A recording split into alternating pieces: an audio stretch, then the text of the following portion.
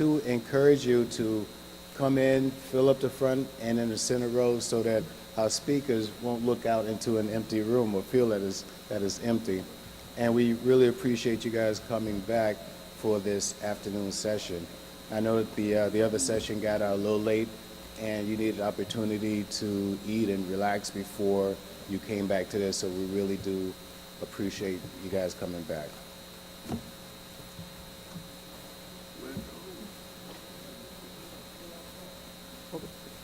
Can we get some help from the Sergeant at Arms too, and let's beat the hallway and get folks out? Grab some of the people out in the hallway, please, Sergeant at Arms. And it'll look great on the camera if you guys kind of sit up in the front and show your lovely faces. That's what the cameraman just said. So if you can, just come on up. Yeah. Okay. Thank you.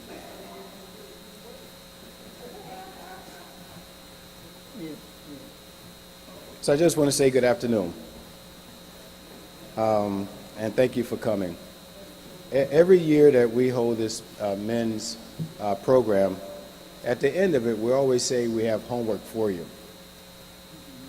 And the homework is simply for you to take care of you. How many of us from last year to this year have gone to the doctors at least once? Raise your hands. Thank you. From last year to this year, how many of us have lost our fathers, our brothers, our sons to street violence, to known and unknown medical issues and concerns? Raise your hand if you have. This is going to be a very interesting couple of hours, and we may not be that long. We're going to be discussing some very serious topics. Hopefully it will give you some information to be able to take back to your prospective locations and share and grow. We always want you to be able to share the information and grow from the information. We're going to start off. I'm not going to charge you $50 for the cell phone if it goes off, but he will. Bill just said he'll charge you $50. So I'm going to do this. Okay. Because I got 49, Bill. I don't have 50. Don't let it rain. Okay. So we're going to start off with Dave Claxton coming up and doing this properly. He's going to be giving the invocation and introductions to our speakers. Thank you.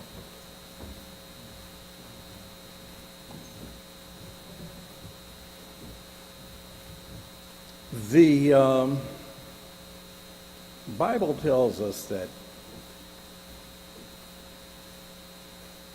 for the lack of knowledge, people perish. The lack of knowledge.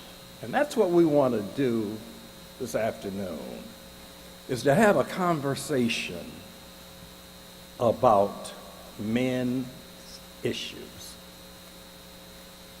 A lot of times we don't listen to what a doctor, a preacher, your brother, your father, a lot of times we don't listen. People perish because of the lack of knowledge. But we want you to leave here today with information that will be able to help you. You can go back to your chapters, go back to your homes, go back to your churches, and take this information and all of your get an understanding. Can we bow our heads? Dear Lord, we want to thank you right now for this another day. Oh God, you awakened us this morning and given us one more day.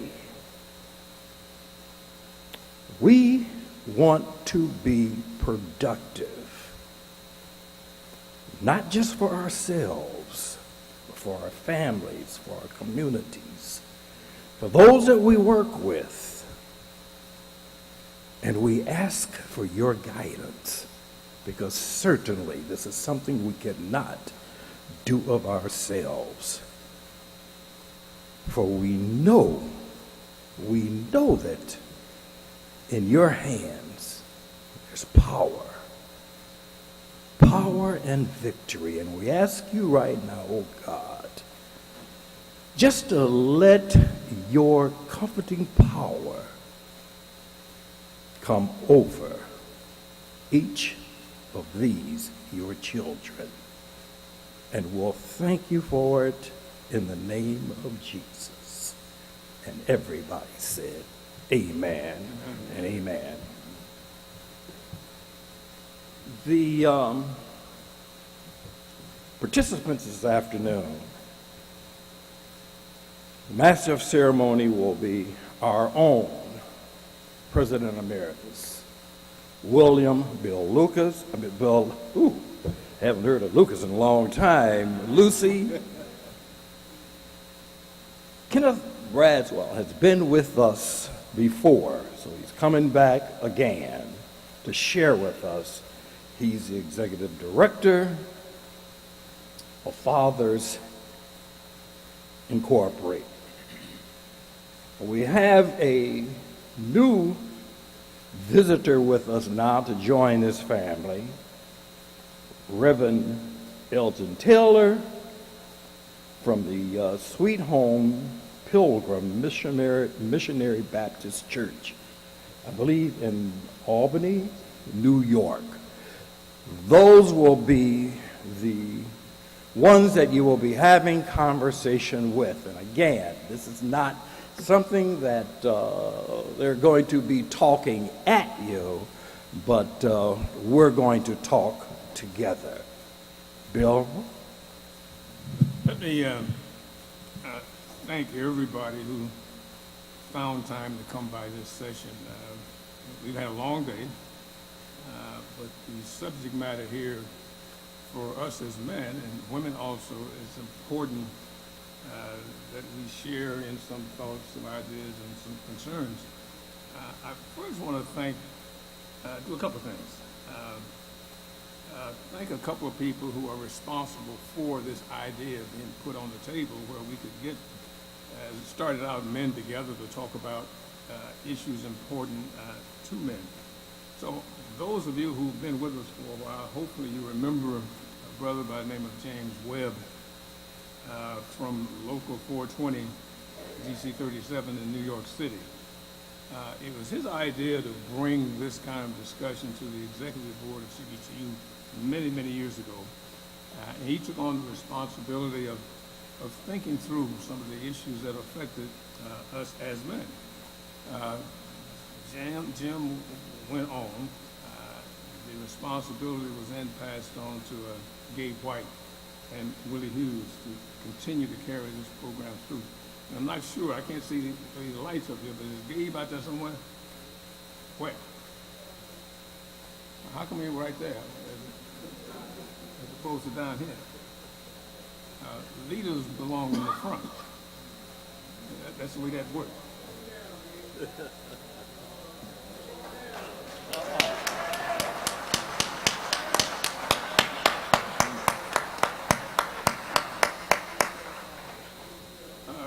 We cut out to build an organization of leaders. We don't have no time to build an organization of slackers, right? So you see down here in the front.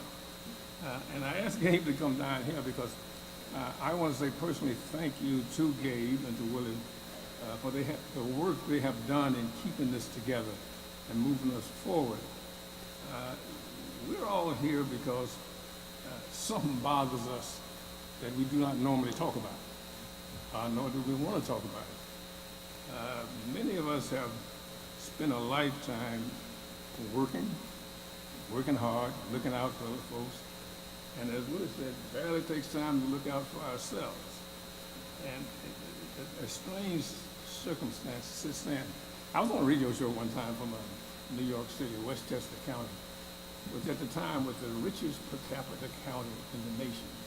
And so we were talking about the problems of black men. And it was a radio show, a call-in show. And after we went through a little bit of question and answer and discussion, a lady called in, and she described herself as well-to-do. And she wanted to express her deep concern for the poor, weak African Americans who got off the boat in Jamestown. And she was very concerned and very committed. And I had to tell her that no poor, weak African Americans got off the boat. Only the baddest dudes coming across got off the boat.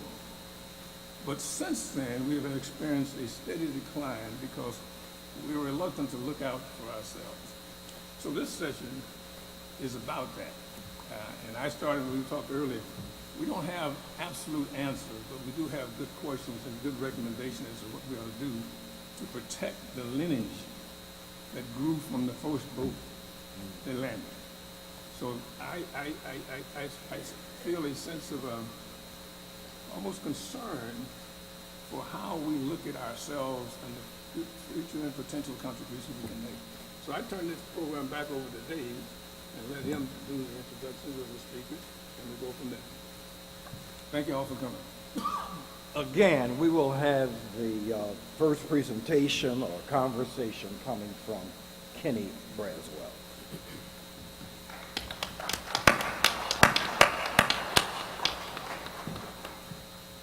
Good afternoon. It is always a pleasure to be here.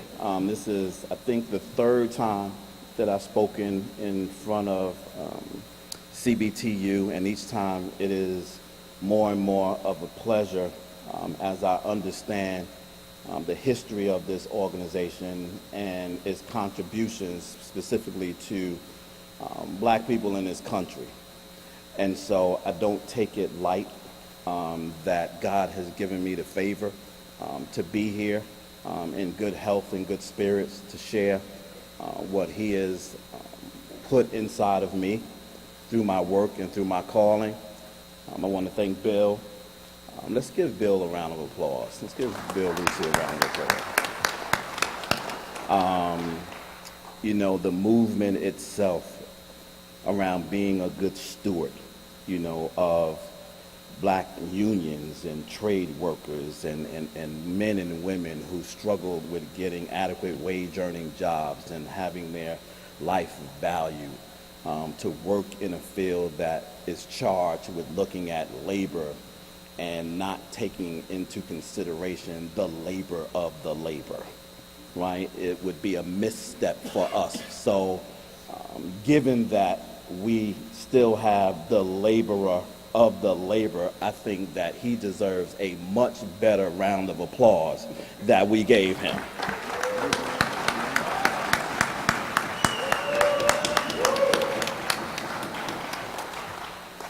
And to my brother Willie,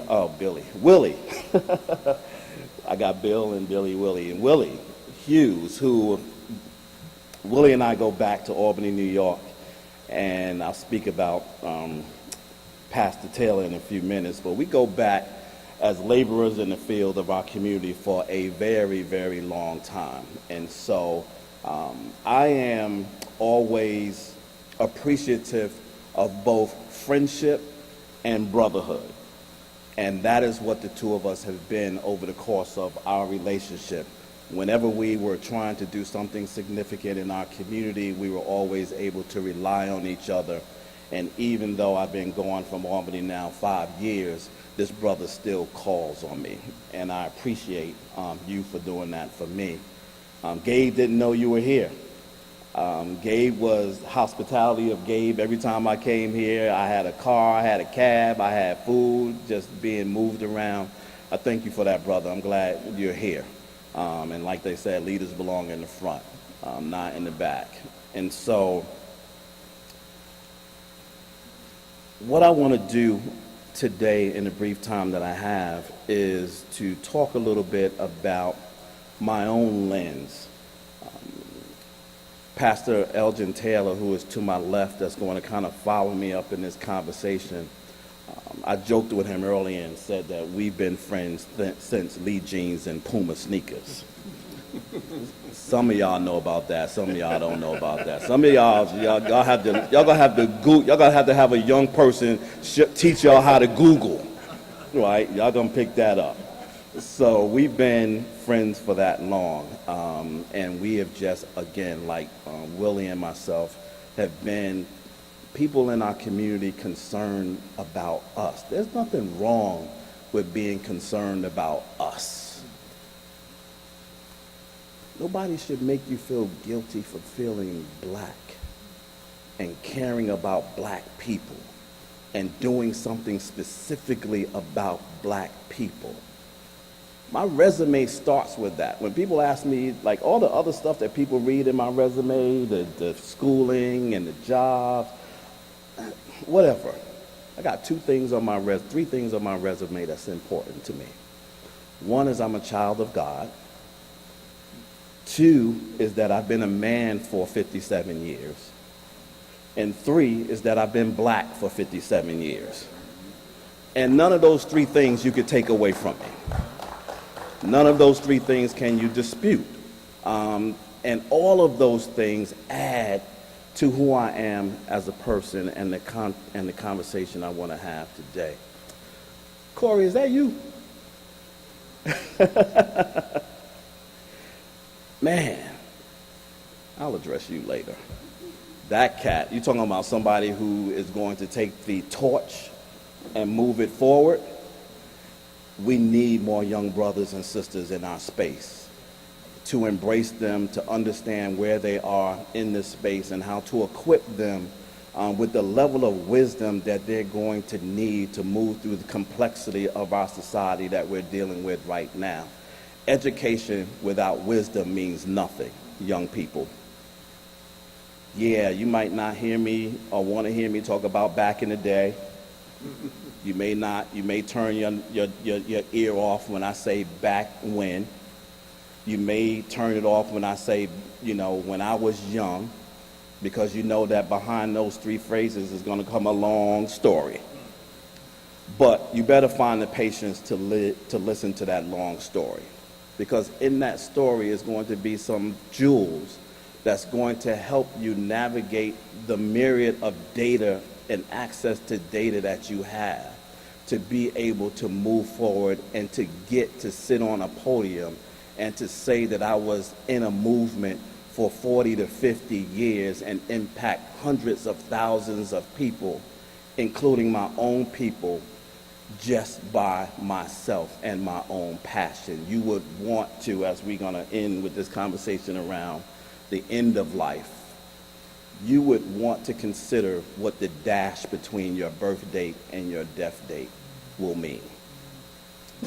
Y'all with me? Because y'all real quiet right now. I'm preaching better than y'all amening. I'm going to need some amening up in here. All right, so let's get to where we're going to go. So my work specifically with Fathers Incorporated is around strengthening families through stronger fathers. There we go. Am I hitting the right one? The big green one? There we go. And so I think I have about 20 minutes, and I'm going to move through this fast, but I'm going to hit you with a lot of hard things. And so when we begin to start talking about particularly manhood and men, I think that the best way to talk about men is to look at men through the framework of fatherhood and through the framework of being dads. We were talking in the back, and someone said that that it ends with family. And I challenged it by saying that I believe for all of us, but for men in particular, everything that we are begins with family. Everything that we've learned, everything that we've taught, all of the great things that we apply in our lives, all of the dysfunctions that we carry, all of the generational curses that we bring along with us, come with us as a result of our experience through our own personal families. how you feel about dads, right? How you feel about men, right? Comes from your experience with men. How you feel about men don't come from any other experiences. The only pathway to understanding men is through men. So the question for you when you begin to look at your own manhood is, what kind of men have I been around? What have the men in my life taught me? Is it the same small green one that advances the pages? The big green one. Okay. There we go. And so we're going to skip through that, other than to say this was probably one of the most significant times in my life. I was able to spend a full day with Coretta Scott King. And in that day, she told me a lot about community. She told me a lot about her husband. She told me a lot about what it was going to take for me to be the leader that I told her I wanted to be. But one of the things I remembered mostly about what she said to me that day was the thing that I shared with you just a few minutes ago. And she said to me, slow down. Savor the moment you're in, because it will never come back. Slow down. We think that everything has to be done today, but if you take into consideration God's timing, the moment that we're in is a lifetime of eternity in His space. So the speed to which you're moving does not matter to the timing of life. No matter how crazy you get up in the morning and want to change things, things aren't going to change until it's time to change. And so when we come to talking about men, and I'm really struggling with this thing right here, and I'm hitting the big green one now. There we go. Because I want to get you into the meat of this conversation that Bill wants us to get to today. This is just talking about us. If you want this, you can find me afterwards. I can send you this PowerPoint. It's all impressive, but not relevant to this conversation. So, a great dad is, let me hear from the audience. A great dad is what?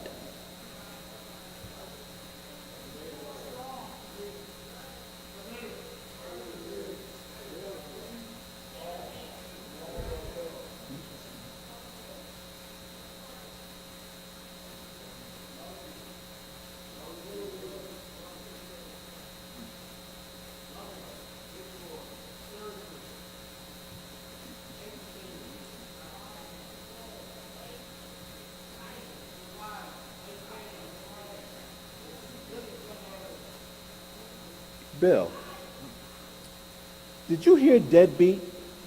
Not at all. Did you hear deadbeat?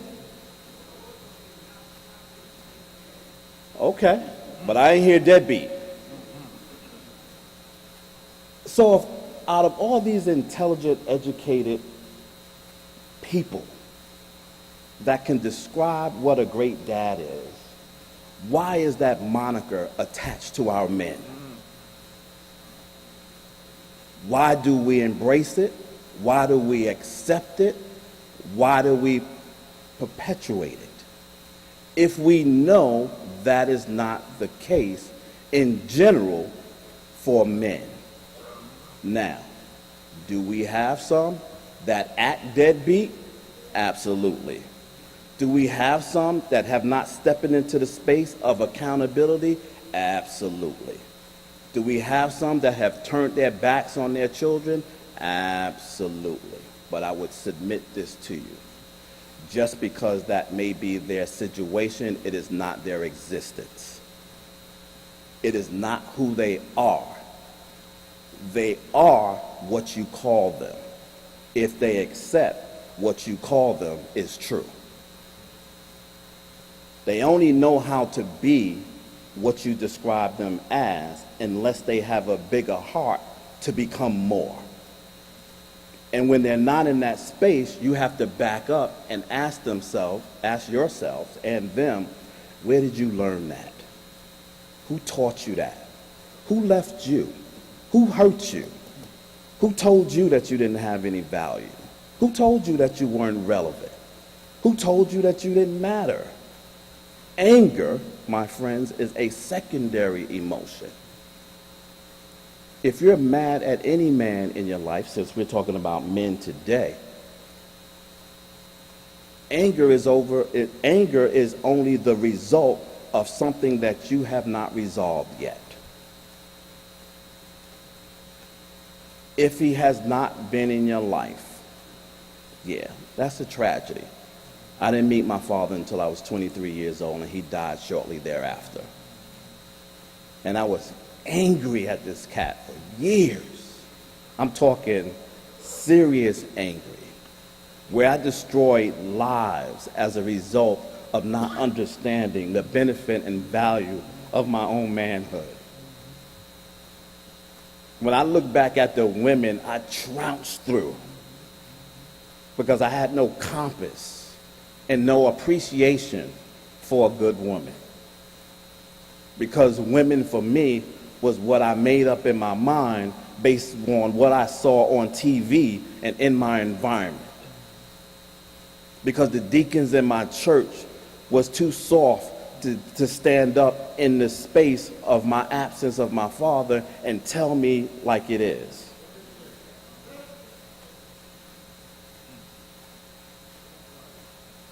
It was the pimp in my building in Crown Heights who said to us as a group of young boys watching him come through every Friday night with a horde of women and a car that was fly, who said to us, "This ain't no life for you, young man. You don't want this." While we washed his car and admired the money he gave us every time he saw us to go around the corner and just get a bottle of soda and peanuts.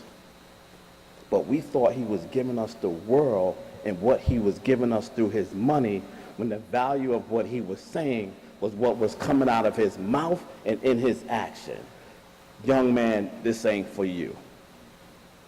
Get your education. Wisdom of a pimp. Not the life of a pimp.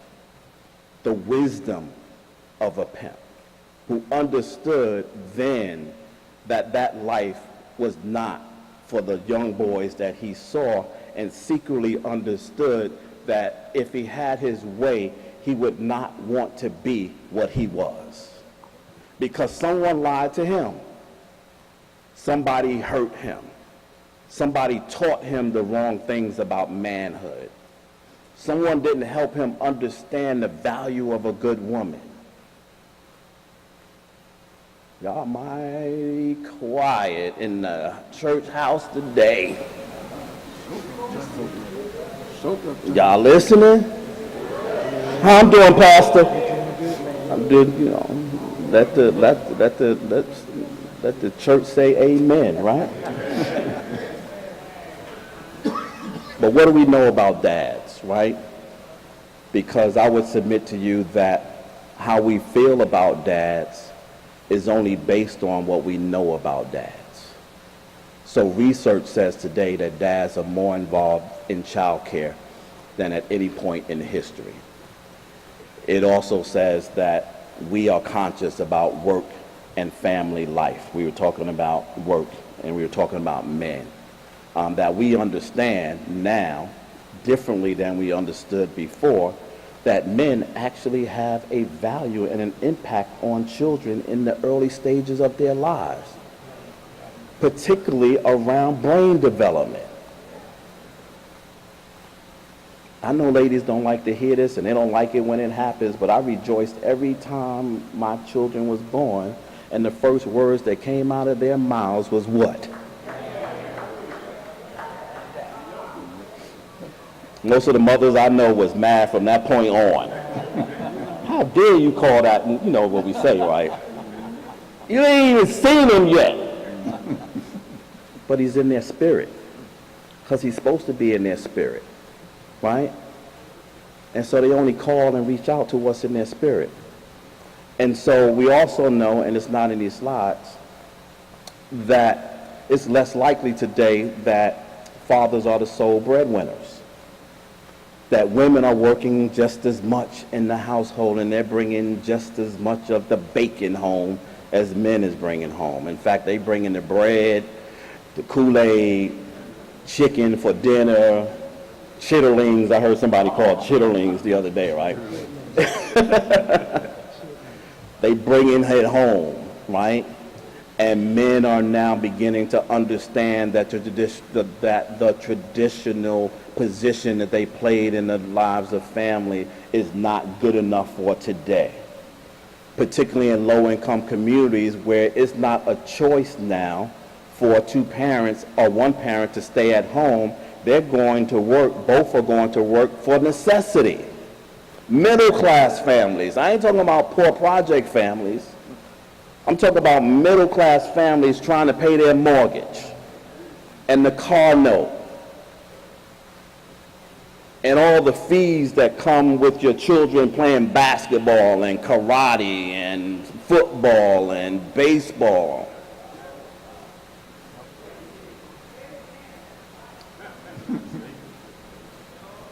How much would you like this if I told you it would actually be cheaper and more productive if you just bought your children books? Much cheaper than karate, because every week, every test is another $60. My son has been trained to use probably 15 different weapons that I can't even find today. Every time. And I was enamored about that because I grew up in the 70s, and growing up in the 70s made me what? A Bruce Lee fan. So I wanted my kid to use nunchucks. I just had this vision of walking into the schoolyard or walking up to the schoolyard and him like beating up 15 boys in the middle of the school, you know, and another 100 surrounding him. That was what I aspired for him to be. That cat wouldn't know what a nunchuck is right now if I showed it to him. But I had to pay for it. Basketball. How many of you had children or have children in AAU sports? Look at y'all. Look at y'all. Y'all can't even lift y'all hand up. Y'all so tired.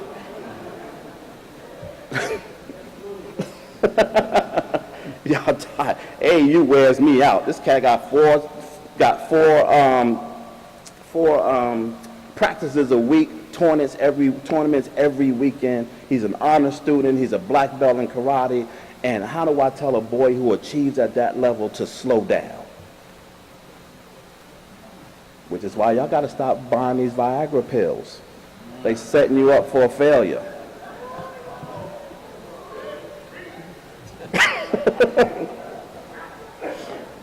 Ain't very many people my age I know could get on the basketball court and play with their 15-year-old son and keep up with them. Right? I am fearful. I'm 57 now, and my son is 10, which means when he turns 15, I'll be 62. And he is going to want to, because boys want to do this, he is going to want to play me at least one game. And why does he want to do that? He will never have that satisfaction. Never. And so I want to end in a couple of minutes because, you know, the PowerPoint I put together last night because I thought I was going to do this thing that was going to inform you about fathers. But I do want to at least leave you with this for conversation's sake. And I think there is a conversational foundation that we have to have for parenting, right? Because we're in a day where everybody is sensitive about their gender and where they sit in society. Women want equal pay, deserve equal pay, they want equal rights, deserve equal rights, should have equal rights. Everything that men have and want, women should have and want. I'm not disagreeing with that. But there is a conversational foundation that we need to agree to in a room so that we can have and create a solution and a way that we strengthen together. Your success should not be at the gist of my failure. You shouldn't want to win and become valued at devaluing me. I've said this in groups that was much bigger than this group right here. I understand me too. I understand why it exists. I understand what they're after. I understand what they want to do. But I'm waiting for the conversation that says us too. If I can get to us two, me, and me will be taken care of. But as long as I keep talking about me, I'm never going to get to us. And we gotta start talking about us. And that doesn't say that you can't talk about me in your certain spaces, because that's gotta happen too. Women gotta have their conversations, and they gotta talk about themselves, and they gotta talk about the things they want, they gotta talk about the things they desire. And they should and deserve to be able to do that in a room where men aren't. Men should not be making decisions for the things that women have to carry as women. Vice versa, and I probably won't get as many claps, and that is men need to be in rooms to address their masculinity, to address their manhood, and not be told that their manhood has to be defined through womanhood. And then we need to come together and talk about how femininity and masculinity works together so that we can build stronger families and stronger children and stronger communities and larger faith. Because we understand the value of each other. Right? That's what this conversation is about. So it's a man conversation today because we have to have a conversation about men. And I want you to understand that that is the gist of most of my conversation. But I don't talk about myself without considering that I have a wife and daughter and mom. And I know that my family is strengthened through my strength, right? This is going to be hard, and I'm going to end here for some of you, particularly guys, to understand and women to filter. My masculinity is validated by my wife.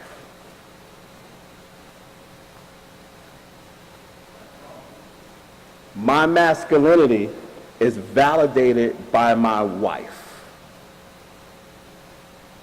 Here's what she said to me when we first met, because she stalked me for years. I told her, Elder, that she stalked me for years.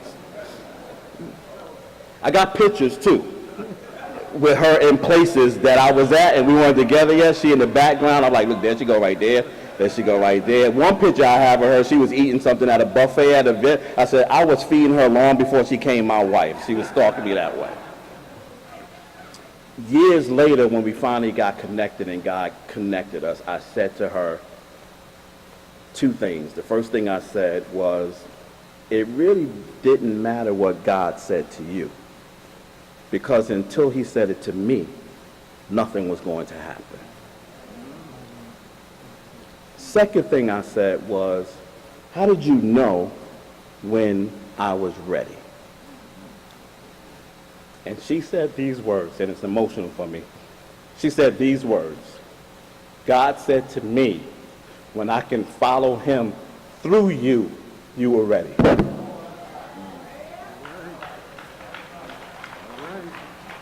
It's about alignment, y'all, not order.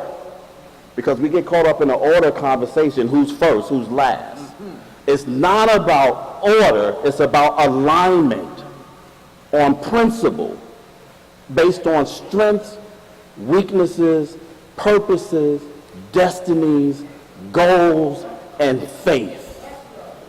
Where are we going? You're here.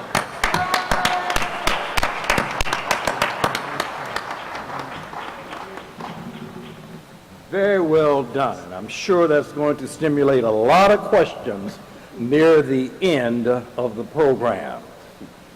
Reverend Taylor, please come share with us.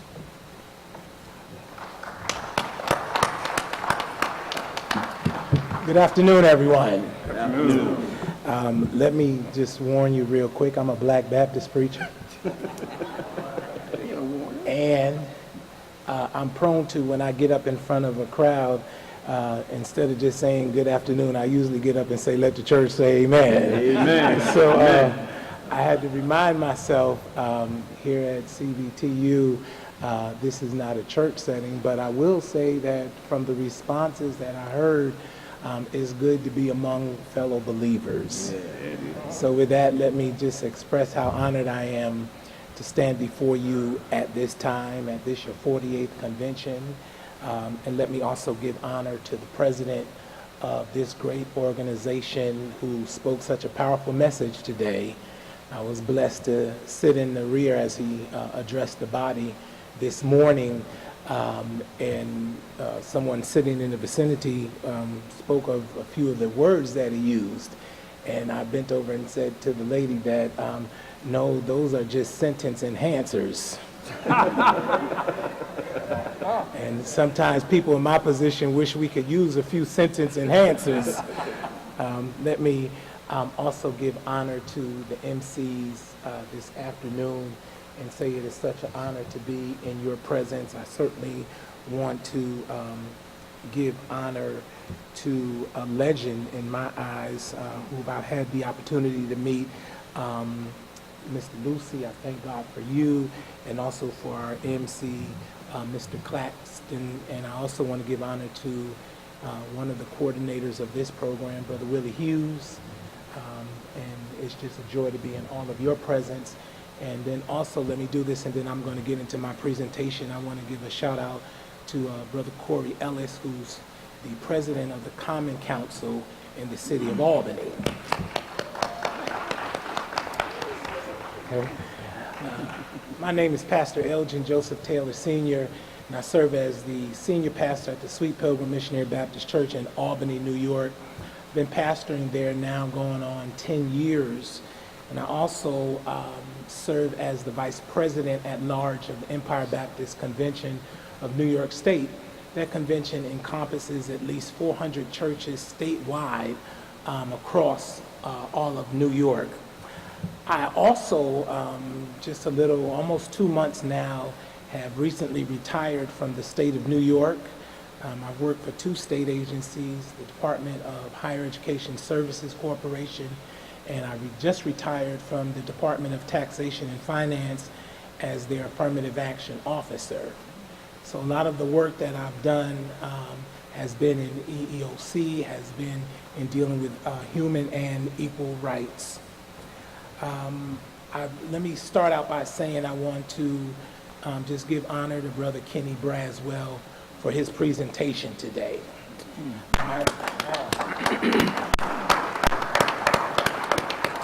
I shared with Kenny, I remember when he started his organization, and I shared with him earlier today that great things usually come from humble beginnings. So I just want to encourage each of you in whatever you're doing and whatever you're launching out to do in this great body of work, even though you may launch out in a small arena, big things happen because they start small. In my scope of, let me say this also, there were so many profound points that Brother Braswell made to us, especially in the realm of fatherhood and in dealing with our children. I'll just share this quickly. I came from a home where my dad left my mother. And out of all of it, what I thank God for most is the fact that you can grow up in a bad situation, but you can also turn out good. Amen. In the scope of the work that I do as pastor and also in the realm of Empire Convention, we tend to deal with such things as worship, as fellowship, as coming together. We meet and greet, chat and chew. But there are some critical issues that I believe that we need to do to address the whole need of people. It's one thing to address the spiritual need, but we've got to move in this 21st century to a place where we actually address the entire need of people. We prep for what we do in life. We speak about how to be a good father, how to be a good man, how to be a good family member. We talk about such things as what to do in life. We learn how to live well. But there's one thing that we don't do so well at. We learn how to live well, but we don't learn how to die well. And this may be an alarming statistic to some people sitting in here, but I can tell you this is one statistic that is 100% sure. All of us are going to die one day. We're not going to be here forever. If you just look around the room, perhaps there's somebody that was at this very convention last year that's not here this year. And pretty soon, sooner or later, somebody's going to call our name and we won't be in a position to answer. Here's one thing about death. Death does not discriminate. It doesn't have an age range. It doesn't have a cultural background.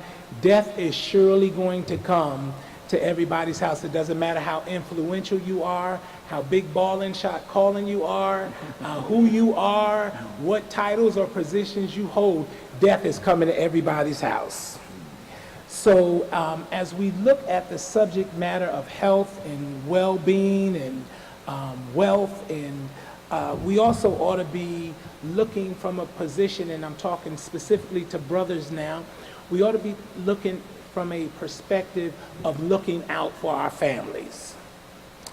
I sit across the table countless numbers of time in front of people who either in times of sickness or in times of death who are not prepared and have nothing to take care of their loved ones. One of the most tragic things that I've seen in my pastoral experience is when you have to sit across a table from someone who has no insurance, who don't know how they're going to bury their loved ones. Can I keep going a little bit? Who has to call family members from down south and all across America, can you send us some money? Or even in this day of technology, so many times I can log on to social media and Facebook and see folk who have a GoFundMe page trying to get somebody buried in the ground. It is a tragedy because a lot of times in situations when our loved ones pass on, it comes unexpected, it surely comes unwanted, and it's uninvited, but it's sure to come. So I want to submit to you today in my brief presentation these words right here: get your house in order. Now, if I was in church right now, I'd tell you to reach over and tap your neighbor and tell your neighbor, get your house in order.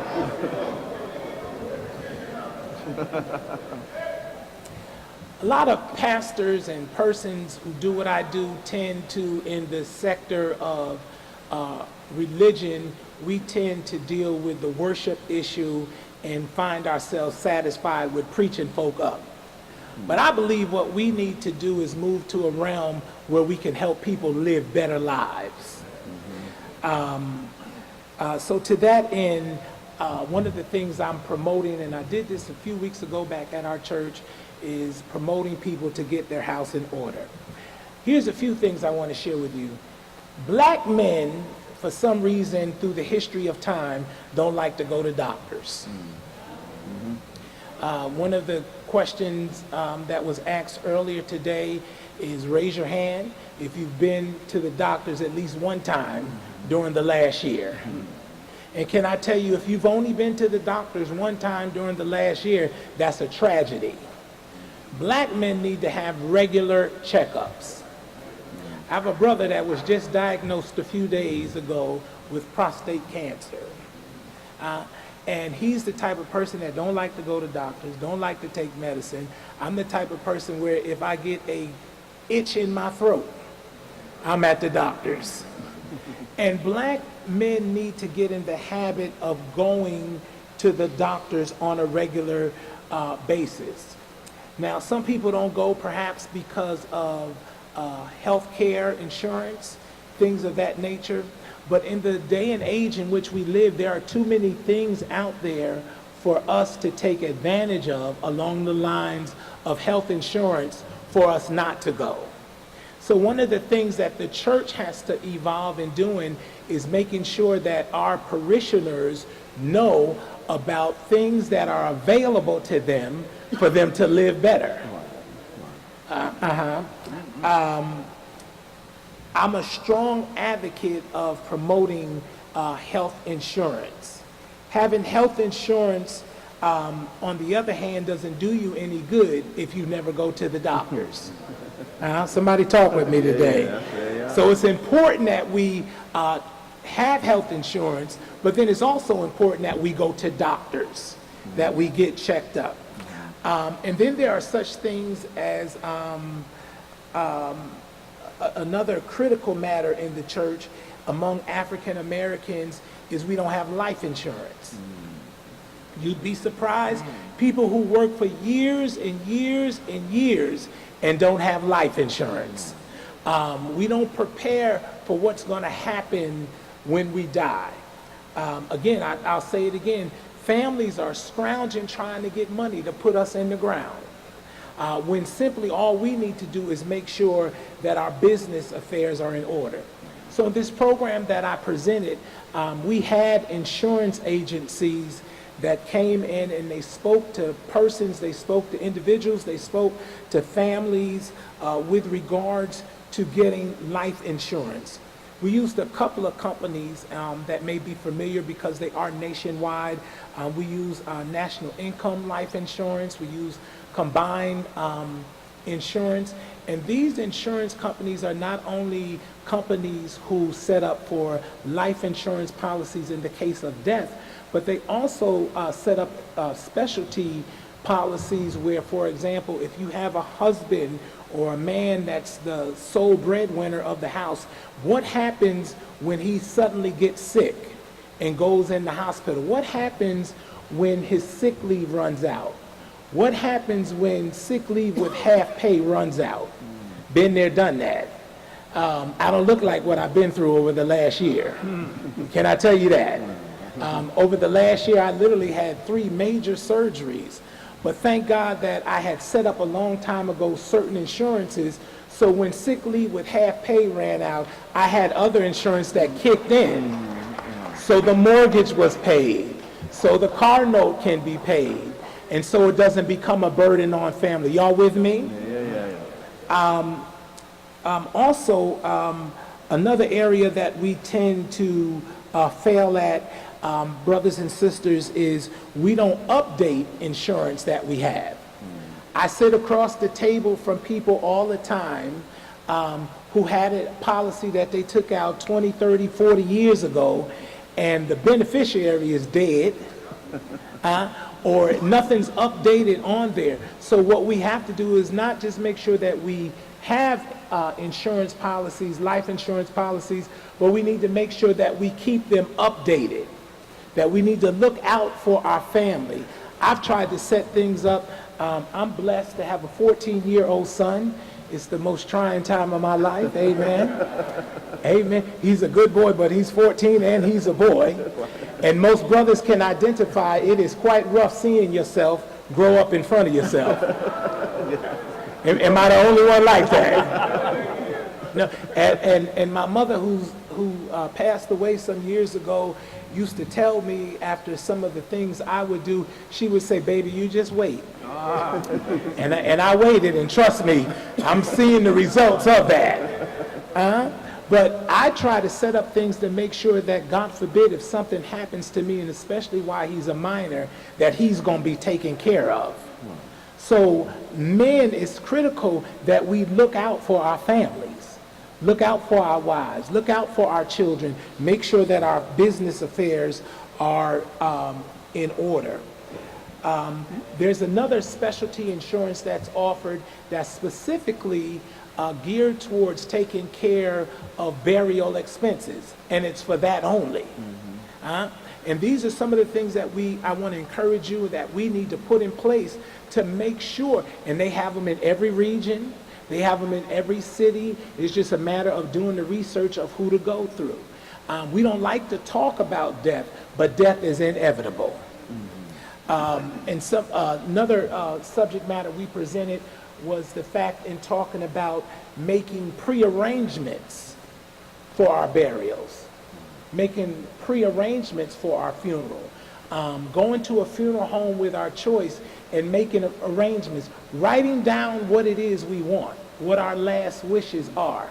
So often I deal with people who don't know what their loved one wanted to do. And they're scrounging around, and trust me, us's, if you will, that's my grandmother talking, us's are people who, you do know that when somebody dies, people show up out the woodwork. Relatives come saying that, well, you know she wanted me to have. Well, you know he said if anything ever happened to him that I was supposed to get. And that's why it's important. Write your stuff down. When my time comes, nobody's going to have to guess. Nobody's going to come up saying he wanted. No, because my stuff is already in order. And just so I can tag back on what Brother Kenny said in the beginning, that we grew up in the Puma and Levi jeans. He said he's 57. I'm only 55. It was Converse when I got on the scene. But even at my age, I make sure that my stuff is in order so there's no problems. I thought about this earlier today. There was a movie that came out some years ago called Weekend with Bernie. Anybody remember that? Yeah. And how Bernie died, right? And they had Bernie down in the basement. And every time the music came on, Bernie would get up and start dancing. And here's the truth of the matter. We can't go to the basement when we die. Something has to be done with these remains. Either we got to be buried, cremated, or something. And it should be our responsibility and be incumbent upon us to make sure that we've made arrangements so that our families are not struggling in that time. Watch this. It's bad enough to have to deal with the emotions of losing a loved one. I don't care how strong you are. It is emotional when you have to go through losing a loved one. So what makes it easier is the fact that we can make preparations. Another benefit that I want to promote, and this may help those who are struggling with dealing with persons who have been sick or who have terminal illnesses and they're towards the end of life, take advantage of such things called community hospice. Hospice is not a bad negative word. Hospice is a good organization that helps provide support and services not only to the person who's ill, but also to those families. It helps you in times of need. Death, brothers and sisters, has a way of leaving us in a state of depression. We were talking earlier today, and we talked about how one of the things that plague African Americans is being depressed. Now watch this. We dress the outside up good. We look real good. We know the motions, we know how to smile, and some of us, brothers and sisters, we have to smile literally to keep from crying. Depression is something real that happens among us. And when we're in that state of mind, we've got to seek out some help that's going to help get us through it.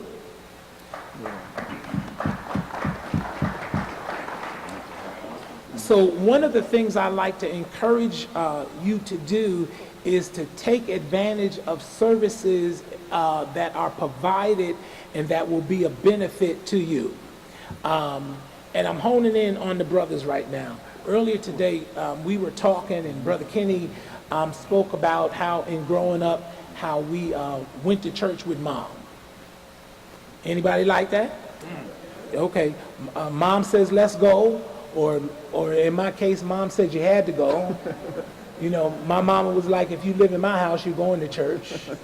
Yeah, no, you're going.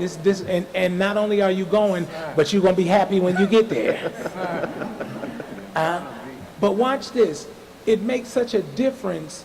There's such a difference between Mom telling us we have to go and Dad leading us to church. And I use that analogy to say, as brothers, we are called to be leaders. We are called to be up front. We are called to lead our families. We are called to be the covering, the protector over our families. Are y'all with me? We are called, and watch this.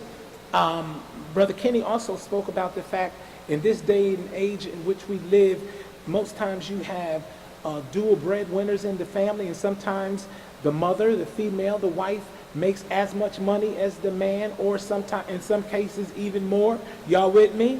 And that's all well and fine. But man is called to be the head. First of all, that's biblical. That man is called to be the head.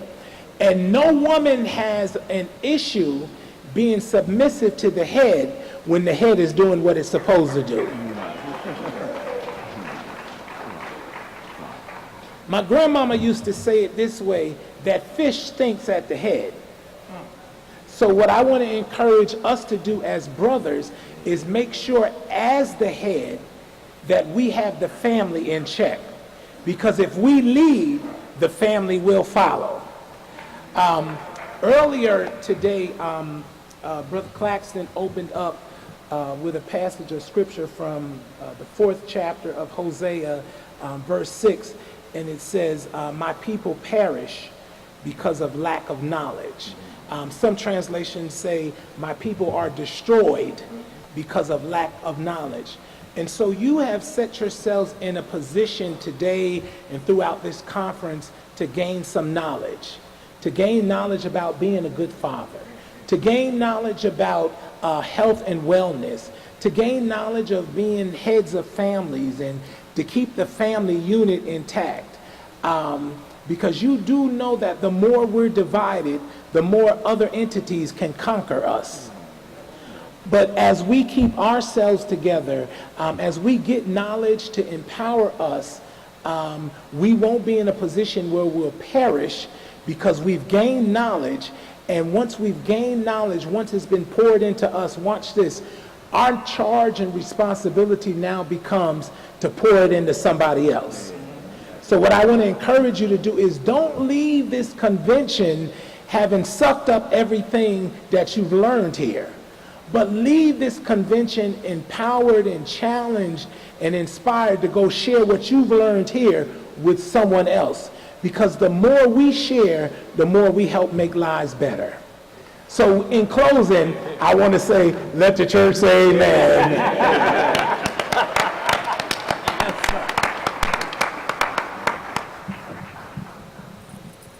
So before we open up with the questions, I just want us to give another round of applause to our speakers, please.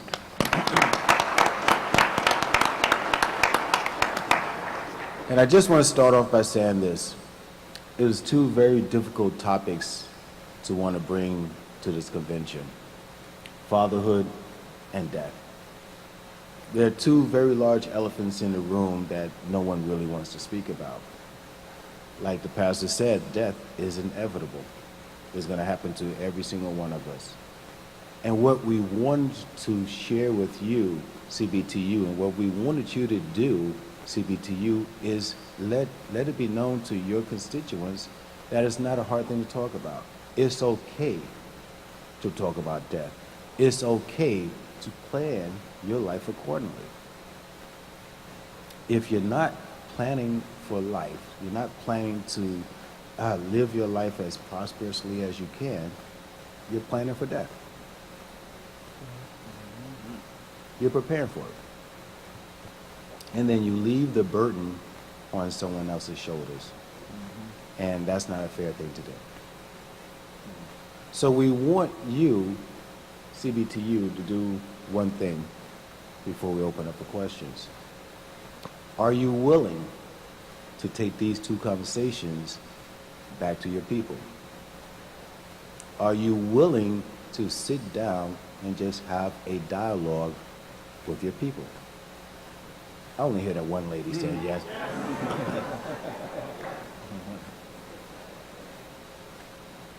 Why is that important? Because next year, around this time, we're going to look to the left and look to the right, and some of our dear friends may not be here with us. It's inevitable. And it doesn't have to be a sad affair. It's realistic. It doesn't have to be that you dread talking about preparing for the ultimate thing to happen. It's realistic. And you just have to be able to get other people to sit down at this table and have that same dialogue so that they too will understand that it's just realistic doing this.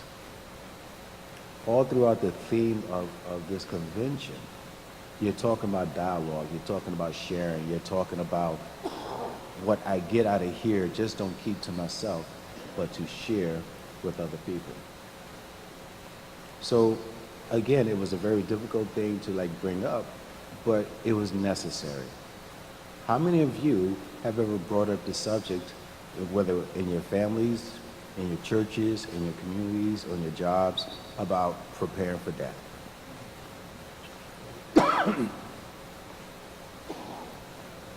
Okay. Who hasn't? Okay. Thank you for the honesty. We think that we'll say to my wife, or you might say to your husband or your wife, hey, when I die, please throw that bag out. Or please go on my computer and X these things out. You know? It's got to be a little more deeper than that. Right. The young lady, and I was listening to the group before the session ended earlier, who talked about the scams and what you should have as far as insurances are concerned. Listen to it and share it. It's not just a question of just listening, but it's a question of taking it in, absorbing it, let it flow around your head, and share it with other people. So that when we meet back next year, and I think it's going to be Houston, Texas, somewhere where it's hotter than it is here. When we come back, you're going to have someone next to you. And you're going to say, hey, thank you for the conversation. Because now we have a family plan. Now my wife or my husband or my children feel comfortable that if something were to happen to me, or if something were to happen to her, or if something were to happen to grandma or grandpa, we're prepared for it. So with that being said, are there any comments, any questions from our audience? And if so, I think there's either a mic over to your right, or if you just want to stand up and speak out loud so we can hear you.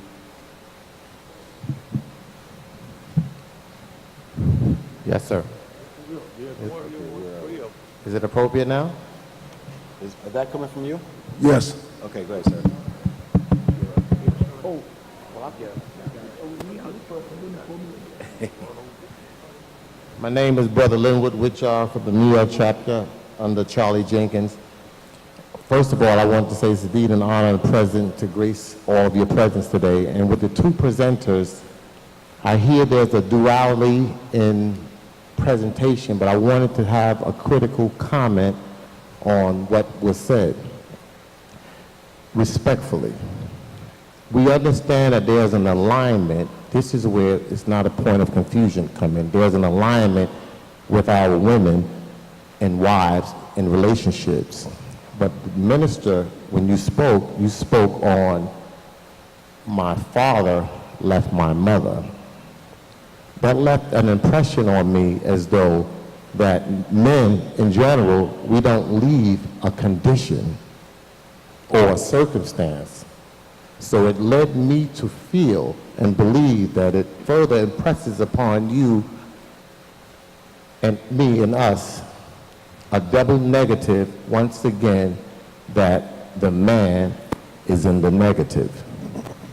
So I just wanted to respond to that. You respond to that because it's not a negative on you, but that kind of perpetual language just was impressive to me in terms of not a positive way of understanding the totality of the black male experience. Thank you. Thank you, brother. Why don't you stay right there? Bless you, man. What I shared in my comments, first of all, was an experience of my perception of it as a 6-year-old kid. Okay? So it's nothing recent. However, now that I've grown some more and I've had some life experience, as Brother Kenny said, a lot of times as men, how we conduct ourselves in an adult life is based upon a lack that happened in a kid. Understood. But also the positive portion that I wanted to leave you with, which is what I wanted my takeaway to give, even though I've had this experience, it hasn't molded my life to the fact that I could not be better. I agree. Or do better. I agree. So well respected as you presented it. Yes, sir. But just, you got to understand my perspective as a kid and now even as an adult. And I'll share even further with you. Even though I had that experience, one of the things I do is bless my roots, mama and daddy. Yes, sir. You with me? Yes, sir. Even though that happened, my mother always raised us to love and respect our father. Yeah. Point being that until my father took his last breath, when he fell ill after having open heart surgery and developed cancer and so forth and so on, I moved my dad out of his house and moved him into my house. Yes, understood. Rearranged my whole life and my Understood. son's life. Understood. And so one of the things that I'm proud about is the fact, if I ever get sick or something goes on, my son will not have to scramble for an example of how to take care of his father. Understood. Understood. Because I appreciate modeled- that. I appreciate that. I modeled how to take care of your father in accordance to what the Bible says. Yeah. Honor your father and your mother that your days will be long. Yeah. And long days does not mean that you'll live to be old, but it means the days that you do live will be blessed. And one I of the appreciate reasons that. I feel I'm as blessed as I am is because I took care of them. But my mother taught us. Yes, sir.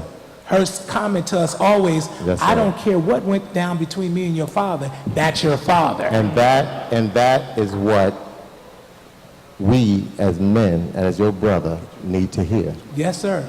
You understand? So we get it when we speaking out of that childhood trauma. Absolutely. But the post comment must always remain equitable in expression. I Absolutely. appreciate that. And can I say something else, Yes, bro? sir. Yes, and, sir. and I don't mean to just, No, I like the exchange. But you just, ignited something in me. Yes, sir. One of the things that we experience in this day and age, especially with young single mothers, if there was an issue that took place between mom and dad, younger mothers now, they don't have an issue with, first of all, saying that me and my daughter are friends, or me and my child are friends. Yeah. My mama made it clear to me. She I'm said, not I your ain't friend. never your friend. Yeah. Yes, sir. I agree. I'm your mama. Yes, sir. We ain't on the same level. We ain't cool like Yes, that. Even when I got grown and I could go hang out in some places, if my mother was in there, she said, no, baby, you ain't coming in here. This is my spot. Yes, sir. And so you have mothers now who discuss entirely too much with their children. Watch this. My mother struggled to raise us, and we never knew she struggled. Yes, sir. Because she Good, never good. let it get to our level. We were poor, And didn't know. and I never knew we were poor. Understood. I literally thought we had it going on. I agree. And it wasn't until my mama died and we were going through papers when I saw where she applied for social services but made too much money. Understood. And my aunt said, yeah, well, why you didn't get child support? She says, I'll do whatever I got to do to take care of my boys. Understood.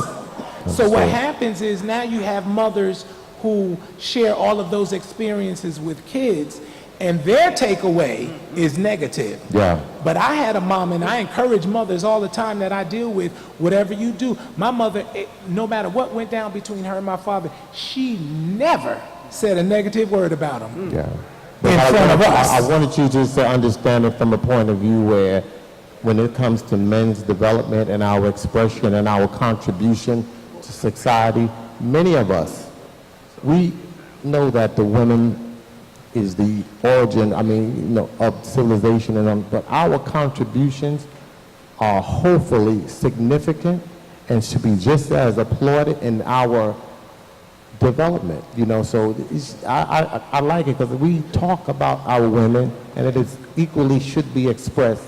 And I just wanted to say that I appreciate it, man, that you allowed me the latitude to express it and to take it, but we men oftentimes didn't leave the woman Gotcha. We left a condition. Right. Thank Well you very received. much. Go ahead. Yeah, just wanted to thank you as well for that comment, but Elgin said something, two things that I just wanted to extend on, because I think oftentimes I'm very literal in Yes, sir. language. Yes, sir. Like when I hear something, my thing is correct it then, because you don't know how it's being received. Yes, sir. And so I know that as believers, we can take scripture in the Bible and make it say whatever suits our situation. Right. And That's so right. that particular commandment where it says, honor thy father, it says more about what it doesn't say than what it does say. Because what it says is honor. What it doesn't say is you ain't got to like them. You ain't got to live with them. Yes, sir. You ain't got to agree with them. Yes, sir. You ain't got to do nothing with them, but there is one commandment, and to his point, you have to honor them. Agreed. And you Agreed. can't honor somebody by honoring them on one side of your mouth and not honoring them on the other side of your mouth. Agreed. And so, and then the second thing is a negative doesn't make it a negative. Does that make sense? Now clarify. Just because my father not being in my life is a negative, it doesn't make me negative. Understood. Yes, sir. Right? Yes, sir. But what it does allow me to do in my narrative is to speak my pain. Because of his Speak your absence, truth. I recognize that I do have a negative while I am not negative. Understood. And it allows me to let people know in my conversation that, hey, he wasn't in my life, and it had an impact on me, a serious impact on me that I have to recognize, I have to speak to it. Ayala Van Zandt always talks about naming your pain. Name That the pain. until you name your pain doesn't exist. And you have to let people know when you are in pain and where you are in pain. One of the things that we have all done at some point in our lives is sprained our ankle or got some cut on us, right? And you know that when you have a sprained ankle, we sit there and we put our foot out, right, in the aisle. And everybody who comes anywhere near your foot, what do? Whoa. They could be across the room. You're like, whoa, don't touch that. And in that process, what I'm doing is I'm alerting you that in this particular space, there is a pain you need to recognize. And I'm protecting it by saying whatever I say, however I say it.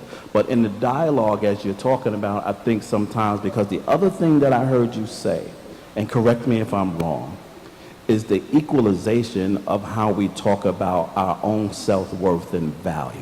In family structure, absolutely. In family structure. And the societal narrative about men in particular, particularly black men, have been so oppressed in nature Understood. that many of us are struggling and really at our highest desire just want to have someone say, you matter. You matter. I recognize, absolutely. Right? Absolutely. I appreciate your time. Thanks for the healthy exchange. Always positive. Stay inspired. Thank you, brother. Thank you. Just for the sake of time and keeping things in order, we're going to again ask the people who are at the mics, whether it's a question or a comment or so, but the dialogue is going to come later. They're not going anywhere. You guys stay around after 5 o'clock or so? Anybody want to have real dialogue? You want to sit down in the corner, sit on the table, and just talk with them a little bit more? They're willing to do that. So just let's keep it to the questions or to the comments that you'd like to have. And we can start with 1, 2, 3, and he was first? I like this cameraman. Yes, sir. He keeps me straight. So if you give me a second. 1, is that right, sir? Yes, sir. 2, the guy over there. Thank you. Yeah. Okay, and then 3 and 4. Is that okay? It'll get. Thank you, guys. Good evening, brothers and sisters. My name is Jamie Wallace out of Boston, Mass., looking to establish a CBTU chapter in Massachusetts. I have a question for Mr. Bill Lucy, but prior to me asking him a question, I'd like to make one statement. Brothers and sisters, after torrential downpour of rain, we generally say after the rain usually follows thunder and lightning. And what I wanted to bring to that, reason I said that, is I wanted to make a statement with that. we know and understand, we make the statement, oh, it's thunder and lightning. And reason being, I feel we say thunder and lightning is because you always hear the sound before you see the light. And I wanted to bring that to Brother Braswell, who said the pimp was in his building, and the pimp said to him, this life isn't for you, young man. That was the sound. Get your education. As he grown and progressed, he began to see the light, which is he went and furthered himself and got his education. Now, my question for Mr. Lucy is, sir, I'm on my 3rd year of starting a chapter in Massachusetts. How long did it take you to get this great organization, Coalition of Black Trade Unionists, started? And what were some of your means of going about getting it started? Thank you. It took some time, but it was time that we used to raise the level of awareness of members across the country as to what the issue was. We took 1 year to travel across this country, 5 or 6 of us, talking to brothers like yourself as to whether or not these concerns that we're raising are valid concerns. Someone mentioned the name of Charlie Hayes earlier today, Bill Simons, Cleveland Robinson, Horace Sheffield, Bill Simons, Oliver Montgomery, all men who took what we were concerned about serious. So they didn't assume that we had the answer. They said if we're going to do anything, it's going to require our concerns to be shared by other people. So we took a year after our first meeting to travel around the country and raise the question whether or not people agreed with us. And if they did, we'll see you a year from now. We met in Washington, D.C. The decision was to start this organization. And we took the 2nd year to structure it. We decided that we would not try and reinvent any wheels, but we would form a structure that could be participated in by everybody. Elected officers, appointed staff, administrative staff, and rank and filers. The decision was that we would last about 30 minutes. This is our 48th year. We ain't had but one fight. It didn't last long. And we have proceeded to continue to try and raise the awareness of people across the country as to the need for an organization such as this. And I give the credit to Charlie and all the rest of them who stood with this. And I would say the outcome is not what you see in this convention hall. The outcome is out across this country and across this world where the work of the coalition has been recognized by others, and they're forming chapters themselves. You know, Boston ain't far. We've got a chapter in Canada. We're helping to build something in Brazil. We're working on some stuff in Africa. So the idea, that's what this is, an idea. And hopefully we can continue it long beyond myself, although I had a public position that I wasn't going real. I'm going to be here until all the insurance runs out.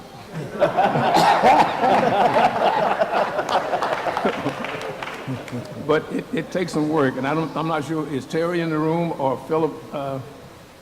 We'll leave somebody with your address and name and what have you, and we'll see if we can't get some help in terms of generating some support in Boston. Well, I'm constantly in conversation with my Region 1 Director, Ms. Sharon Lovelady Hall, okay. Brother Charles Jenkins, Brother Eugene Williams. You got the best one. Forget the other names I told you. I have a great support system. I just haven't got my numbers together and everyone together to bring the chapter about. Is Sharon in the hall? Sharon? She's here. No give up. Thank you. And like I said, forget them other names. Go to Sharon. Thank you. Thank you, brother. Thank you. Thank you.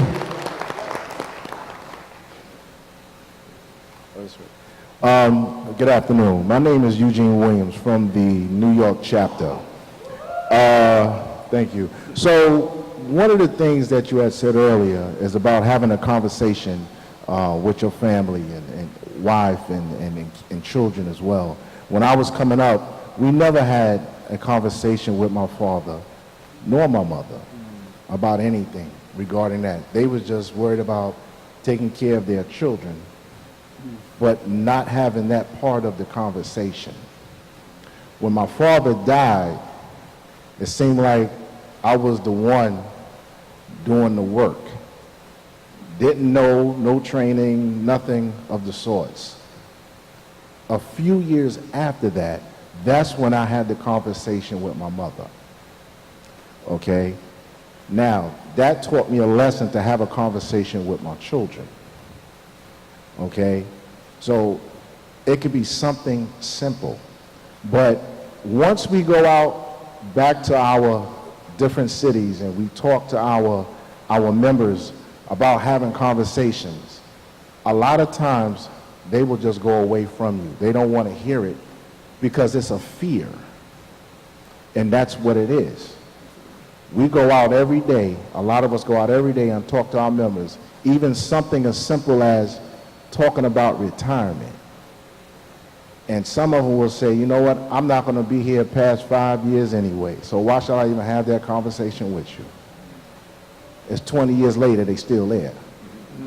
So again, it is imperative that we do go back to not only our work sites, but into the community to have conversations with the people that we're constantly around and make sure that these things do stay significant in our lives. Thank you.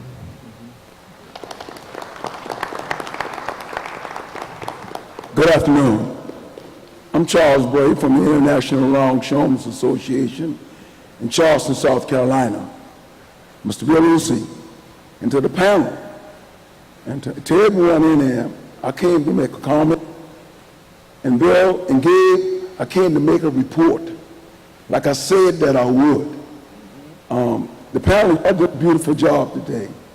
And the young man just asked the question to Bill, how long did it take you to build this organization? It's the same question we should all ask ourselves as men. And it takes a long time to get people to see your vision on what we're trying to do, but I'm here to make a report that I said when I come back, if God were to spare my life, to make the next convention, I will give a report of what I've done and what we said we was going to do in the last meeting. Now, we said we was going to do a conference call, and maybe it did happen, but I didn't do it because I wasn't on there. But I did what I said I was going to do. I started mentoring young brothers and sisters. I'm here to report that. And I'm hoping and praying that when we get to Houston, I will have the report again to say that what I've done and what I commit myself to go and do when I leave here. We got to do that, my brothers and my sisters. We're going to have to. Make that report when you come. When we say what we're going to do, you do that, you got to do it by yourself. Because payday is coming after a while. And the only thing we ain't did in here today is pass the offering plate. But we had some preaching in here today. Because we are accustomed and we could identify to that. God, hear our cry, Coalition of Black Trade Union. Mr. Bill Lucy and those planted seeds, you hear what I'm telling you, and they're growing. That's why we are here in this room today. We on somebody's shoulder.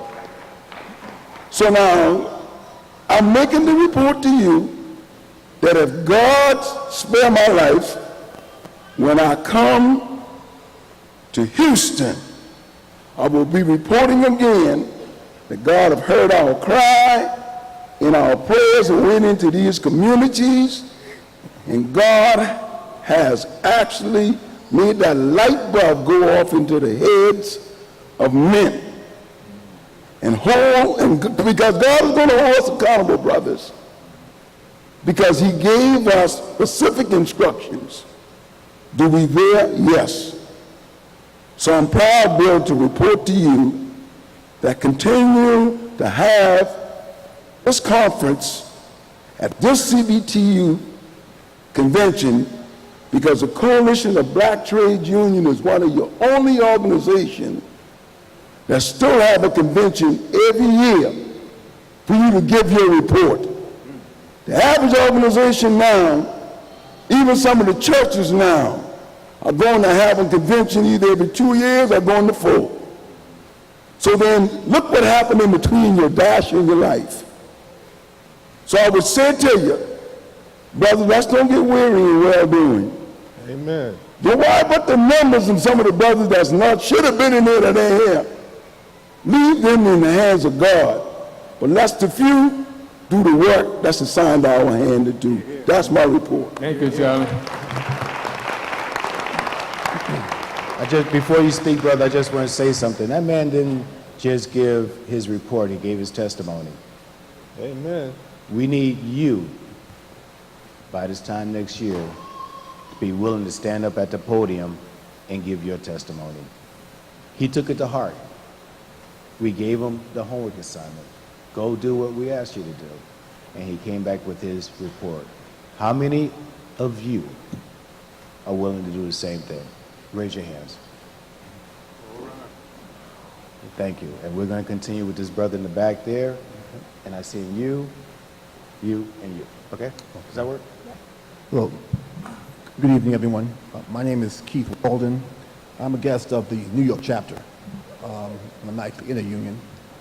But I just want to come up and say a few words. I've come to several different of the conventions, and I had a personal experience with a good friend of mine when the gentleman was talking about how we as black men don't look after our health. I just had an experience with a good friend of mine who passed away about a month ago, who was the very picture of health for most of his life. I've known this gentleman since I was 10 years old. And as you were mentioning, he had tremendous health insurance. We found this out when he got sick, how good his health insurance actually was. But unfortunately, he never went to get checkups. So I can't stress enough the importance of going and getting your regular physical examinations, taking care of yourself, eating right, watching some of the high cholesterol type foods, because again, what we want to do, it's not going to matter if we're not around to do it. So health is at the utmost. People talk about health and wealth. Health comes first, then comes the wealth. I also want to just make a comment, again, to all the esteemed panel, that as a guest, I represent a company that provides many of the benefits you were talking about earlier. And it was almost like I was, one of the things that I tend to do, just listening to you speak, because it's so true that so many people in our community, we provide supplemental benefits to many of the larger labor unions in New York. And we've been doing so for over 25 years. And I've seen the testimonies on both sides, those individuals who had to pass around the hat because they didn't have any coverage to bury their loved ones. And on the flip side, those individuals who were fortunate enough to be able to, as you mentioned, mortgage, not have to use up their savings because they had other resources, able to take care of their loved ones. So it's really important that we look at these things. And as I mentioned before, I do represent the firms that do this. I don't represent any insurance company, but we provide benefits for a number of different companies. So if there's any interest in having a conversation at some point during the course of the weekend, I'd love to do so. Thank you.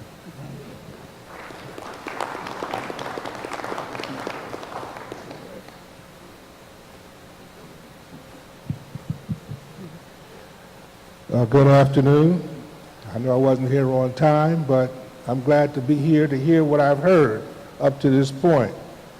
My name is Kevin Allen, and I am from the Puget Sound chapter CBTU in Seattle, Washington. I heard it mentioned earlier a little bit ago about sometimes, our fathers did not necessarily have that conversation about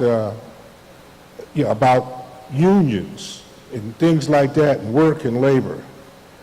I was fortunate because my father, through his experience, not getting a scholarship in high school, he became a member of the American Workers' Communist Party. So growing up, while he was there, because he did eventually leave the home, but he still was around, singing, "Arise, you prisoners of starvation." And so it was one of those things that I had that kind of orientation, which still serves me to this day. But one of the things my father told me, probably some 50 years ago, and this was in relationship to race, and I've always used this as a template for my life. He said, remember, they're always going to look at you as a suspect, not a prospect. And I've always framed that to make sure that I want to have prospect thinking. I want to have prospect acting. I want to have prospect vision. And with that being said, sometimes it's difficult. And it wasn't until 50 years later that I accepted the Lord. There again, growing up in a communist household, it wasn't part of my upbringing. But I've now learned to speak life into the situation and to ask the Lord to bless me and to open my eyes so I can see. And he's blessed me in so many ways I can't even describe. He's blessed me. This is first time I came to a CBTU was in 2009. It was here in Atlanta. So I'm thankful to be back here. But I just want to encourage us, especially the brothers, that we think about the prospect side. Because for sure, we're going to get the negative. It's going to put that out there for us. And with that being said, I've always looked at CBTU as a prospect. And even right now, sometimes I'm a part of ASME. I'm ASME. My father was an ASME. Of course, Mr. Lucy is beloved out in the Pacific Northwest. And we're always happy to have him come out to see us. And one thing I'll just say, just as a personal side, and I think about CBTU, and in 1972, I was 18, and that was my first vote. And even then, I knew Nixon was no good. So it wasn't that hard for me to get on board with that program. But as long as we think about prospect thinking and being able to be positive and not letting other people define us. That's why I really love this survey this year. We want to tell our story. And I'm so thankful to be able to have this opportunity to be here and to share and try to be an encourager and to be a mentor for not only the younger people, but one thing I've also heard is you don't get engagement without orientation. And there's a lot of disorientation around here. And so one of the things about CBTU in the labor movement, as well as all the constituency groups, we help our fellow workers to get that orientation that they need, because with the orientation, not only get engagement, but you also get participation. And of course, we need participation right now because the harvest is truly plentiful and the laborers are few. So orientation will help us get more laborers. And if this craziness can't get you oriented, I just have to be positive and say, we'll find a way. Thank you.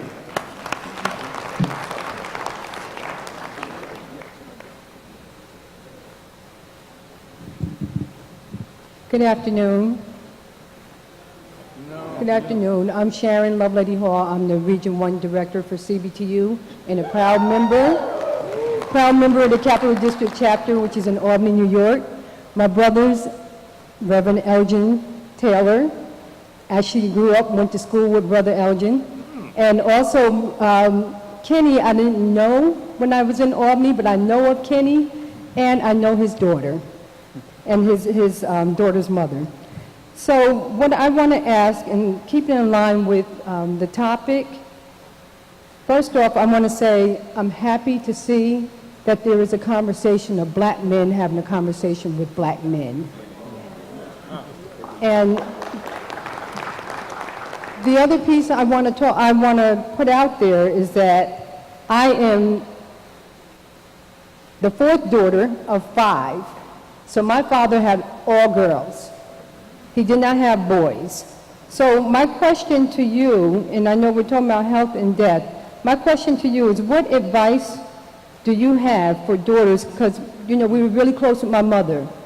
My mother and father have been married for 61 years. Dad never left. Dad was around and he was working 2 jobs, so in a sense, we didn't see my father. So my question is, what advice do you have for fathers to have a relationship with their daughters, and so that their daughters are there for them, knowing about having that conversation about their health, and having that conversation about what do they want to do, should something happen to them, just having that conversation. And Brother Braswell, I know you're very close with your daughter. I've seen pictures and the great things that you've done with her. So I'm going to more or less direct it at you, like, how did you have that good relationship where she trusted and was able to have conversations with you? Thank you so much. And we were just talking about you last night. I'm glad you're here so I can introduce myself to you before I leave. But I have 4 girls. And in the work that I do, what I have come to learn is that because we talk so much about fathers, we often lean to sons when we're talking about fathers. Right. And we don't lean to the critical impact that men have on girls. And as a society, we have this fright about men teaching girls. What I understood and understand about my girls is that I was their first boyfriend. That every relationship that they have beyond me will be through the lens on how they see me. And so I have to make things that are healthy in terms of masculinity part of their norm, so that there would not be a man who will pull my daughter's chair out for the first time. There will not be a man who takes my daughter to dinner for the first time. By the time he does show up in my daughter's life, she will have already experienced what a healthy relationship looks like through a man. So in the first instance that relationship is not healthy, she is out the box. She don't wait for him to raise his hands, raise his voice, raise his attitude. Any of those things he was taught, right, through the dysfunction of his own learning, and put that on my daughter. So I think for men, we do have to kind of understand that our girls do see the men that they encounter through the lens of the relationships that they have with men in their lives. We also have to kind of understand that while we're having this dialogue about the absence of fathers in the lives of our boys, that we have girls who have fathers who are absent in their lives as well. And we have to address for them how they manage and understand healthy masculinity, and not to look for love in all the wrong places. My daughters should understand what it means to hear "I love you" from a man long before someone else tries to woo her with those 3 words, so that she knows what it feels like with meaning, not what it looks like just in words. And so my advice to girls, particularly single mothers who are raising girls, to understand that the very presence and both absence in the lives of our girls have a tremendous impact on how they see men. And where dad is not in the space, that there is some added work to be able to look around your own circle to see where healthy manhood exists. Because what I will not accept is that healthy manhood does not exist in your circle. And for most men, yeah, that deserves a clap. Most men don't mentor because they're not asked to mentor.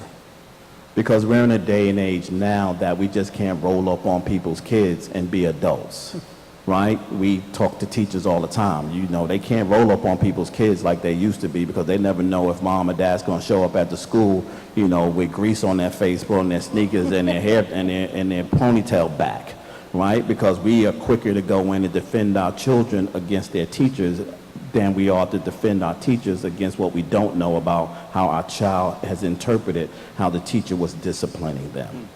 And so I think in that space, we just have to be more conscious about saying very frankly to a healthy man, right? And don't misunderstand the relationship of looking for a mentor for your child and a man in your life. Ooh. Look at y'all. Y'all ain't got nothing to say, right? Because those two things are different, right? And you have to be strong enough to understand how men can add to that aspect of a girl's life without having romance play a role in the motivator for having a man in your life. Is that enough? Yep.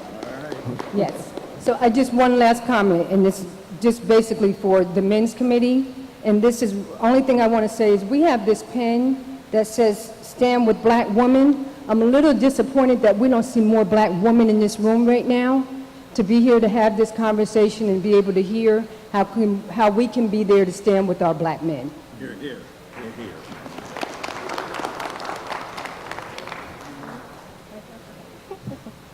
Good afternoon, and thank you, Kings, for having this forum. It was an honor to be here. My name is Jaleesa Saoud. I'm from New York, and I'm also a member of the New York State Nurses Association, and I'm also a nurse practitioner. So as a provider, I think the conversation regarding healthcare, and especially African-American men, is very important. I often see patients who come to me from other providers, from other races, don't know their blood pressure, don't know their A1C, don't know their cholesterol, don't know what medications they're taking. And we have to start taking responsibility for our health. We have to start demanding certain respect from our healthcare providers as minorities, because if we don't know how to go forward taking care of ourselves. And the first part is taking care of us and knowing what we need to better take care of ourselves. Oh, sorry. Yes.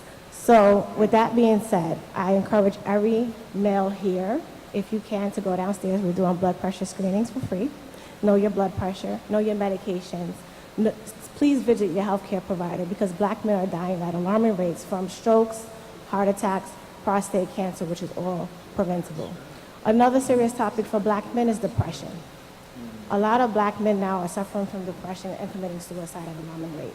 It's important that we also have those conversations about screening for depression in our communities, in our churches, anywhere as grassroots where we can have a conversation with black men, especially young black men, about what's going on and how they feel in this current environment, because they're angry and they're sad and they're depressed and they don't know where to turn to. So we need to have those conversations. Also, with preparing for death, we should have conversations regarding advance directives and living wills. You have to make what you want in the time of your need, when you can't make decisions for yourself, known to your family members and your healthcare providers. And that's it for my comments. Thank you.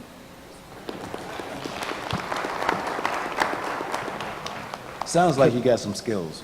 Yeah, could I ask something about the health? Yes. And that is to, Elgin's gonna like this. And so in my church, I am the chairperson of our men's ministry, and my wife is the chairperson of our women's ministry. And the conversation I have with her and my pastor all the time is that there's a difference between the men's ministry and the maintenance ministry.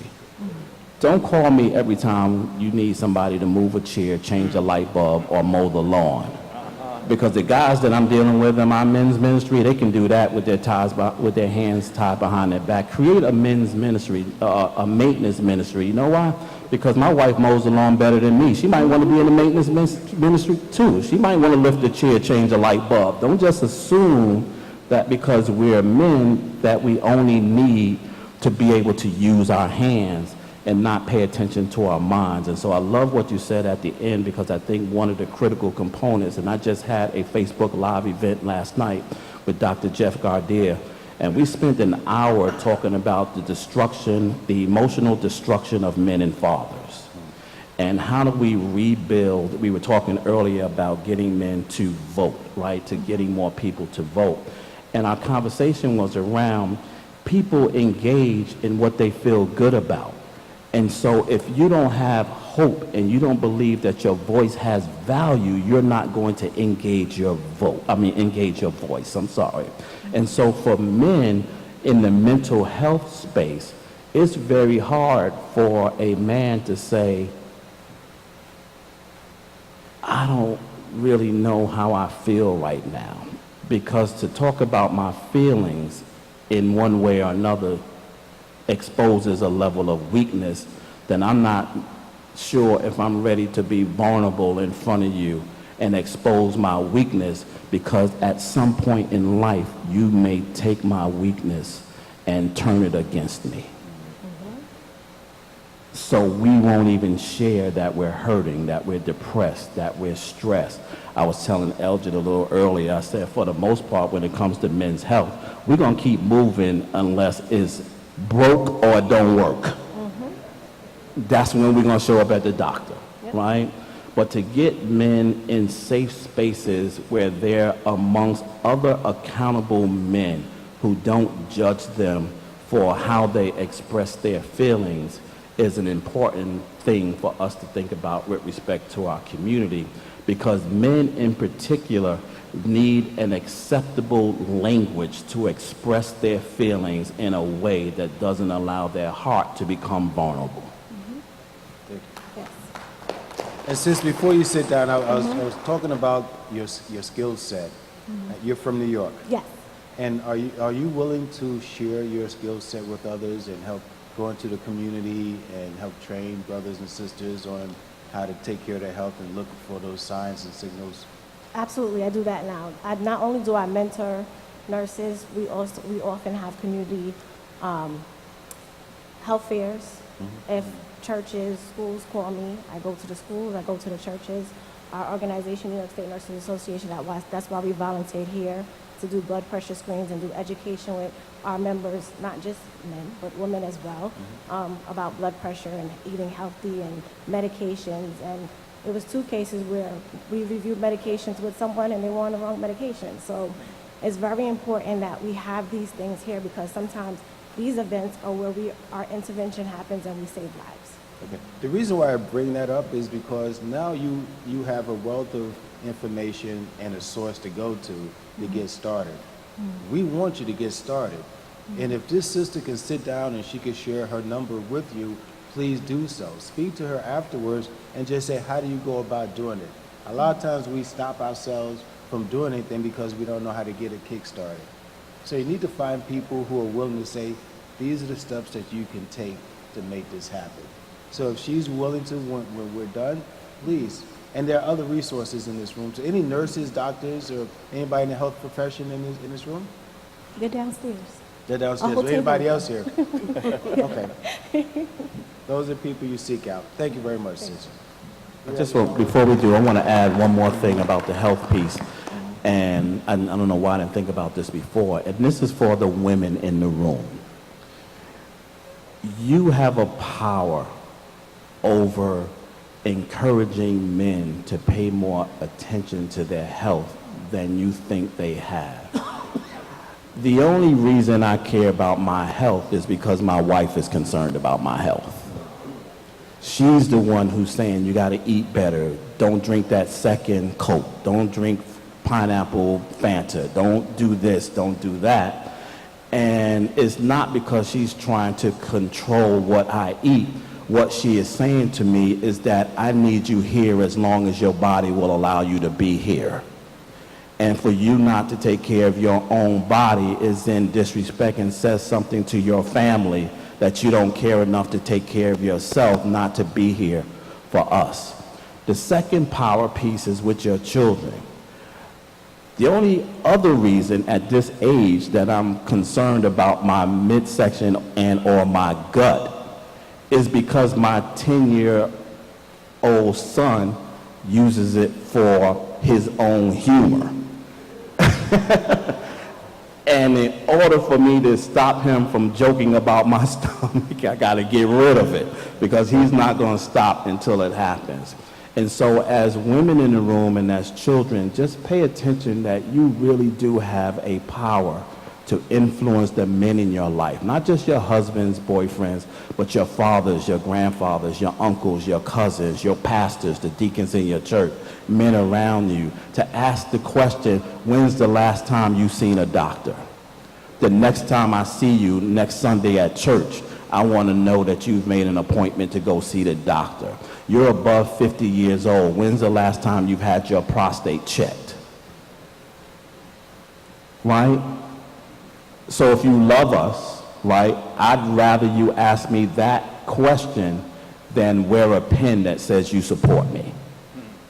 Support me through your voice and through your deeds so that I understand that there's a value in taking care of myself, because I value the time that I spend on earth in honor of you. That makes sense? Y'all kind of quiet. I was hoping for like, amen, stand up or clapping, something. Come on.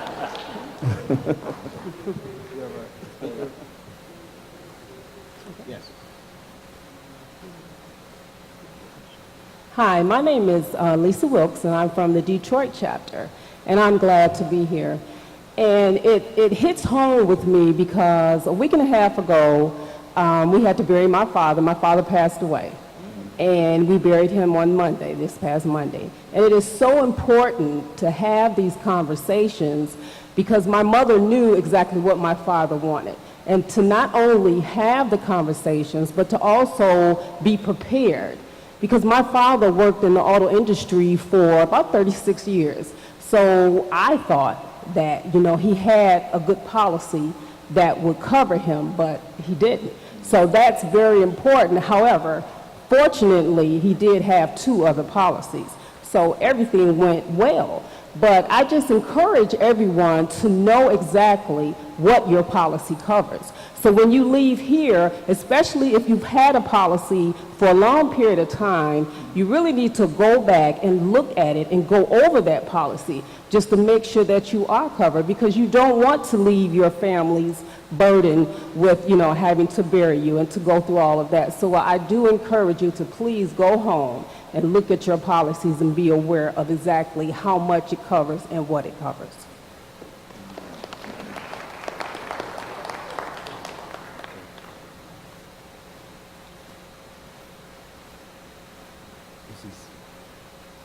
Good afternoon. My name is Clyde Adams, and I'm from the Southern Nevada Council of CBTU, and I'm here to pay tribute to my father. When I was a young kid, my father worked at Thurs, and my mother would drive him up to the road, and I said, one of these days, I'm going to work at Ford. And that's exactly what happened. My dad taught me values coming up. I had one brother, and what he taught me was to utilize some of the things that he taught me as I grew up. He gave us an allowance, and when you were spending all your money, you couldn't get a loan because it was over until you got another allowance. So what I'm saying is, as I learned from him, I worked at Ford's because I wanted to do what he did. He retired out of Ford Motor Company. I retired out of Ford Motor Company. And through the years, after he retired, he got a point of having asthma after working in the factory for so many years. So prior to that, I built a house out in Las Vegas, and he lived in Detroit. And I knew he couldn't survive those harsh winters having asthma the way he did, because my job had sent me from Ford to Indianapolis, and I would go back to Detroit and visit my family often. So what I'm saying is, when he developed this asthma after retiring, I encouraged him, and the rest of the family encouraged to come to Las Vegas to live, he and my mother. And I think that in him doing that, the asthma consequently went away. So he was in his 80s at that time. So by the grace of God, he lived to be 100 years old. My mother lived to be 97. They were married 78 years. And so this is a tribute that I have for them, because I hear a lot of the things that the father did this and the father did that, but my father was my idol. And as we went along that snowy mountain, I said, dig deep, Daddy, I'm following in your footsteps.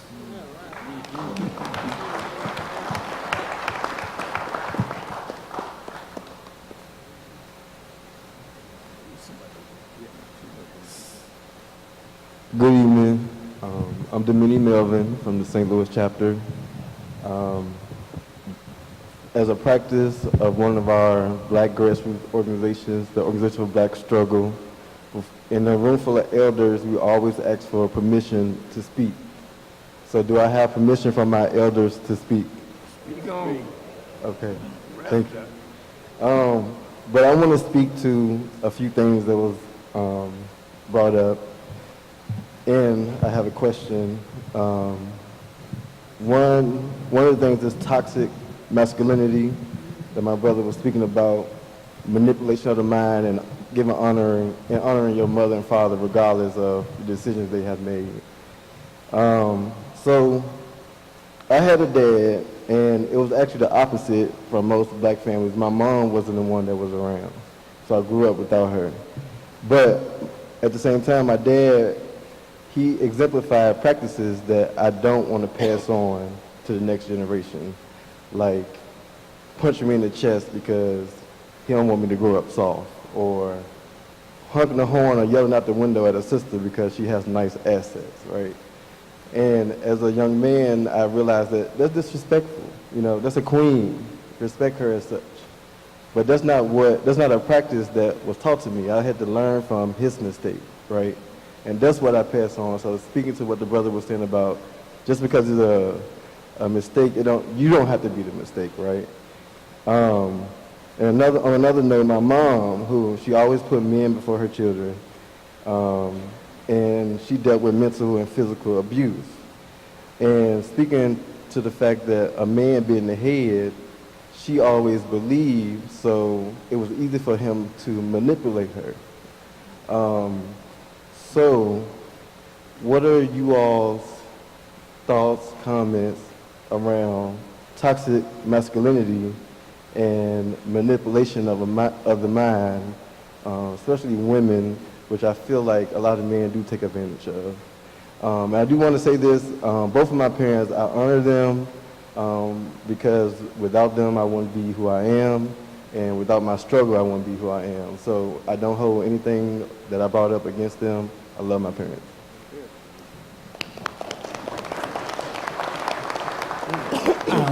Brother, first of all, I want to commend you for sharing what you just shared. And I want to commend you because it's not the easiest thing to pull up your sleeves and show other people your wounds. So I commend you for sharing that. And you spoke a couple of things. First of all, with regards to not wanting to show your children masculinity as was shown to you. You gave the example of punching in the chest. You don't want to do. And some things that we've experienced as in our growing up, we have to treat it like eating a piece of fish. We have to chew the meat and spit out the bone.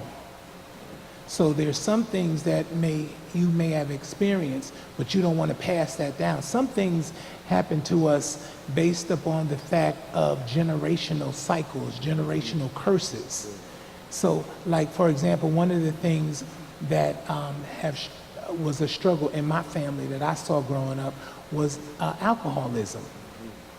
So what I choose to do, because I don't want that passed down to my son, I don't drink because I saw the damage that it did to generations before me. So sometimes what we have to do is we have to be the person that breaks the cycle. And based upon what you just shared, you're a cycle breaker. So you don't choose to do that same thing to your children. So you're right on point in breaking the cycle. Now, because you break the cycle, that does not mean you dishonor anything that happened to you growing up. Now, because we were gearing our subject matter towards men, you're absolutely right. There are some women who are not present in the lives, or were not present in the lives of their children.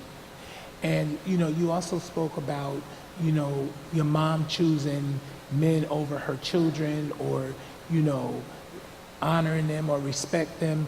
And know this, when we speak of honoring your father and your mother, or when we speak of man being the head, we're talking about from the biblical perspective. And again, as I said earlier, no woman has an issue with honoring man as the head when the man is godly and doing what the man needs to do. Now, sometimes based upon that, there are some men, that will take that to mean just because I'm the man that you respect me in that manner as such. But we're talking about men who show a godly pattern, who show that pattern of covering their family, who's the provider for their family, who's the protector. So just know that because you went through or experienced certain things, you don't have to pass that on to the generations that follow you. So I really want to commend you for even sharing that.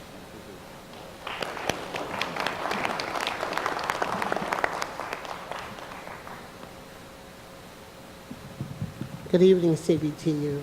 Good evening. I am Elaine Alston, and I belong to CBTU, Capital District, Albany, New York. And my question is for Pastor Taylor. In Albany, where we live, I just experienced a week ago my nephew, 41 years old, passed away from a cancer that was very rare. And I didn't know about it until the last few months of his surviving. But he didn't want to talk about it, you know. He didn't want to upset anybody in the family. But at the end, you know, we all learned about it and we were upset about it. He let these doctors operate on him, where we found out, even though they operate, they shouldn't have, because he was never going to be cured for this cancer. It was like 1 in a million, and he got it. My question to you, Pastor Taylor, on the panel, you're speaking of what people should be doing, how we should talk to our families. Would you be willing to go to different settings in the community and talk to young people about this? I mean, my nephew, I guess he wouldn't come to me because I'm a woman, and we don't have, it's like a lot of aunts, our brothers passed away. But just to have men in the community to be able to go to these young people or set up a panel, because I would be willing to set up a panel through CBTU where you could come and just let them know that, you need insurance, you need to go to the doctor. And then a lot of times, young men listen to other young men. And that's what I wanted to say. Thank you. Thank you, my sister, for sharing. And two things. You asked would I be willing to come to a panel discussion or be available to have that discussion. So the direct answer to that is absolutely. Thank you. One of the things that I try to encourage other colleagues of mine in ministry is to have dialogues and open forums, not just for the members of their church, but for the community. Yeah. Because we spend a lot of time on trying to cure folk who are inside of the church, and we don't look at those who are outside of the church. The people inside the church ain't the ones that need the doctor, it's the outside. Right. Okay, so yes, I would. Secondly, you also mentioned the fact how your nephew was diagnosed, but he didn't share anything with the family or whatever. And there are so many cases where we experience people who are diagnosed with something and they don't share it with their families. I've had members of my congregation who were diagnosed with cancer, and the member came and shared it with me when she didn't even share it with her own family. And then, of course, we got that pastor-member confidentiality thing, so it's not like I can go in the back door and tell her family. And I knew she didn't tell them because she told me. And she told me she wasn't until a certain time. So sometimes, people's choices are their choices. But even in making their choices, whether it is to share it or not, we still want to make sure we have our affairs in order, because the end result is going to be the same thing. So I'd be more than delighted to talk to you and set up or participate or do whatever we can, because settings like these are to raise levels of awareness. And watch this, if we don't help but one person, then we're better than we were before. Yeah. Thank you.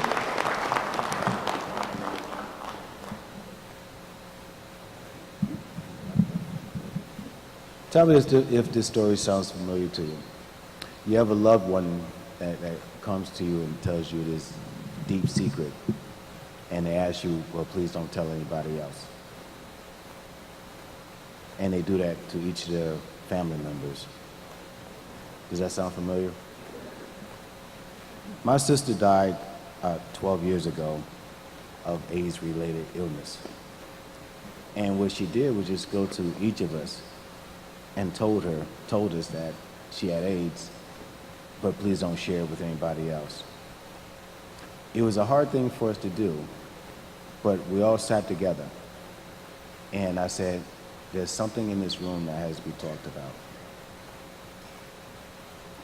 And I said, you need to speak it out to us. And she did. And the moment she spoke it, that I'm dying, I have AIDS, we all came together, we all cried, and we hugged. And then we started preparing. Don't let it sneak up on you. Don't let it be a secret. Don't let it be in that closet. Get it out in the open and start preparing. You'll feel better, your family will feel better, and it will be like a weight coming off of your shoulders. I guarantee you. We feel so much better. And I know Pastor hasn't said this about where our spirit goes, but I wish I had a friend downstairs that told me about his death experience. He died, and they were able to resuscitate him. And that experience of death kind of gave him a new perspective. A lot of us won't get that second chance. Share it and prepare for it. Don't keep it a secret to yourselves. Brother on the mic. Good evening, good evening, good evening. And my name is Willie Hall, and I'm from the Toledo, Ohio chapter. Yeah. I'm just making a comment on what Mrs. Hall was talking about. I am a dad that raised a daughter by himself. I'm the first one for everything. The first perm in her hair was done by me. Her prom dress shopping, we did it together. Everything she'd been through, it was about me. I was there for everything. She played basketball, I became the coach. She was cheerleader, I was at the practice. I was at every practice, at everything she ever done. When she time to go to the female doctors, I was right there. So there is some of us brothers that do raise their daughters by themselves. So before we wrap up CBTU, we only have a couple of minutes. Please again give our panel a wonderful round of applause. I want to thank them, Kenny and Pastor, for participating in this most important conversation. I want to thank Dave Claxton. Please give him a round of applause.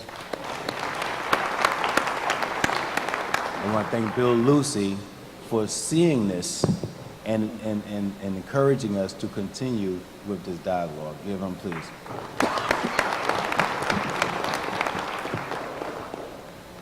Sunday at 3 p.m. is going to be the men's committee meeting. We need to see you there. We need to see you sharing your ideas on what we could bring to you next year. So please, I don't remember the room, but please, and the women's committee meeting is at that same time. Is that correct? Ladies, please participate in those meetings. That's what brought these gentlemen here today, is because we sat down and said, what do we need to talk about? And we brought that up.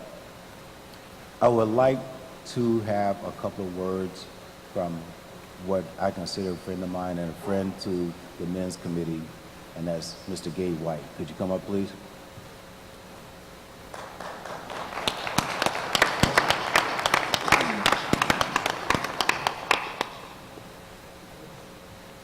You do that.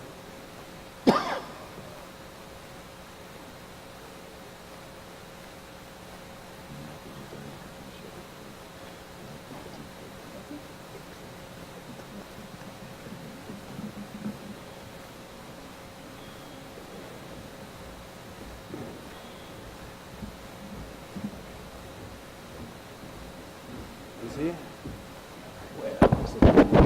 It works. Thank you. Good afternoon, everyone. Afternoon. Thank you for inviting me for a few words, but this has been somewhat of a journey putting this men's committee together, because Jim Webb and I started on this back in 1998.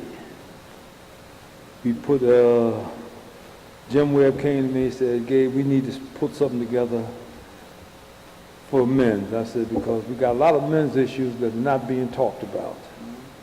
So when we were in Minneapolis, Minnesota, I think it was 1999, we had our first men's seminar. We concentrated on prostate cancer, prostate health. And we talked about opening it up to everyone, because when we talk about men's health, it affects everyone in our family. And so we opened it up and said, because it's a family issue, because if the man in the house becomes ill, it affects the wife, it affects the children. Same with the wife. If it affects her, it radiates to the children and the male. So that was the premise that we started with this. Jim Webb passed on a few years after that. And we kind of died down, so we tried to revive this, and it's built to what you're seeing now. And we've had a lot of the panelists, like Kenny's been with us for several years. This is the first time meeting the pastor. Bill's always been our moderator, though he gives me a lot of you-know-what about it, you know what I mean? But anyhow, but we always done it in the fact that it was a necessity and a need, and we wanted to bring the important issues up. And the one thing that we always usually talk about is that the principles that we built this on. We talked about the principles of a healthy man, which is his mental health, his physical health, and his spiritual well-being. Those are the three principles, the pillars that we built this on. And so far, it's been an ongoing thing, and we want to make sure that this is something that we take, like Willie said, we want to take this and you take it home. But more than that, I saw a movie with Sammy Davis Jr. in it and Gregory Hines. And they were teaching young guys how to tap dance. And the younger guy tap dance said, I need to thank you for teaching me this. So the older man said, if you want to thank me, pass it on. Because if you pass it on, it'll never die. So the knowledge that we get here, we take it to our home, not only just to our neighbor, but take it to your home, take it to your sons and your daughters, instill certain knowledge in them, and tell them that I'm only here to carry this so far. You, when I get past this torch on to you, you are to carry it a distance further. Then from there, you pass it on. And once we pass on our knowledge and our heritage and our history never dies. Because there's a chain that constantly keeps going on. So, Willie, thank you. Bill, my man. But boy, I got words for you. But anyhow, and Kenny, good seeing you again, homie. I appreciate it.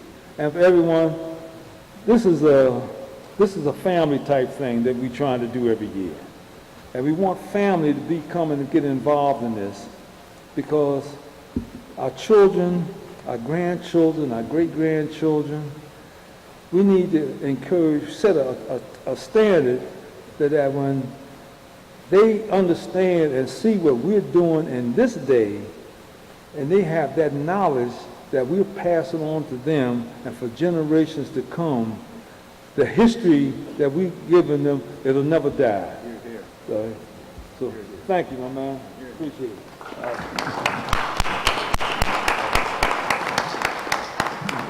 We want to thank each and every one of you for coming by and being a part of this discussion.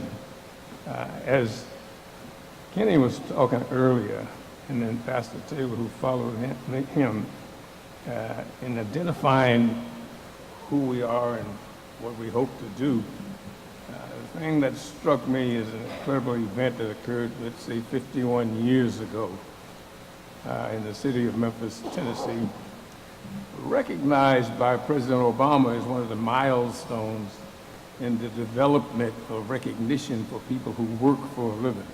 Now, some of you may remember there were 1,300 sanitation workers who decided they had enough of the old system.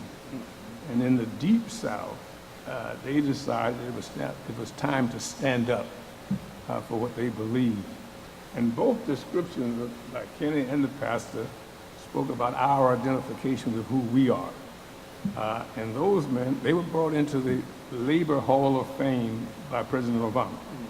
And the identification and the glue that held them together fighting for 67 days was the fact that they recognized that out of their struggle, they identified themselves. And the 4 words they used was, "I am a man." And everybody wondered whether or not their strike was going to end. You could not have got them to go back to work until that contract was finalized, because they saw the respect that they fought for was a tribute to themselves. And so we're trying to do the same things, to continue this, and as Gabe said, and we appreciate so much the service that he and Jim Webb did pulling all this together, that this is a story that we must tell every year. Next year, somebody new and different might be sitting in these seats, but they might take back the story to their chapter. So we thank you all for being here as a part of this, and we look forward to the Men's Committee meeting on Sunday, and then next year when we come back together again. Thank you for coming.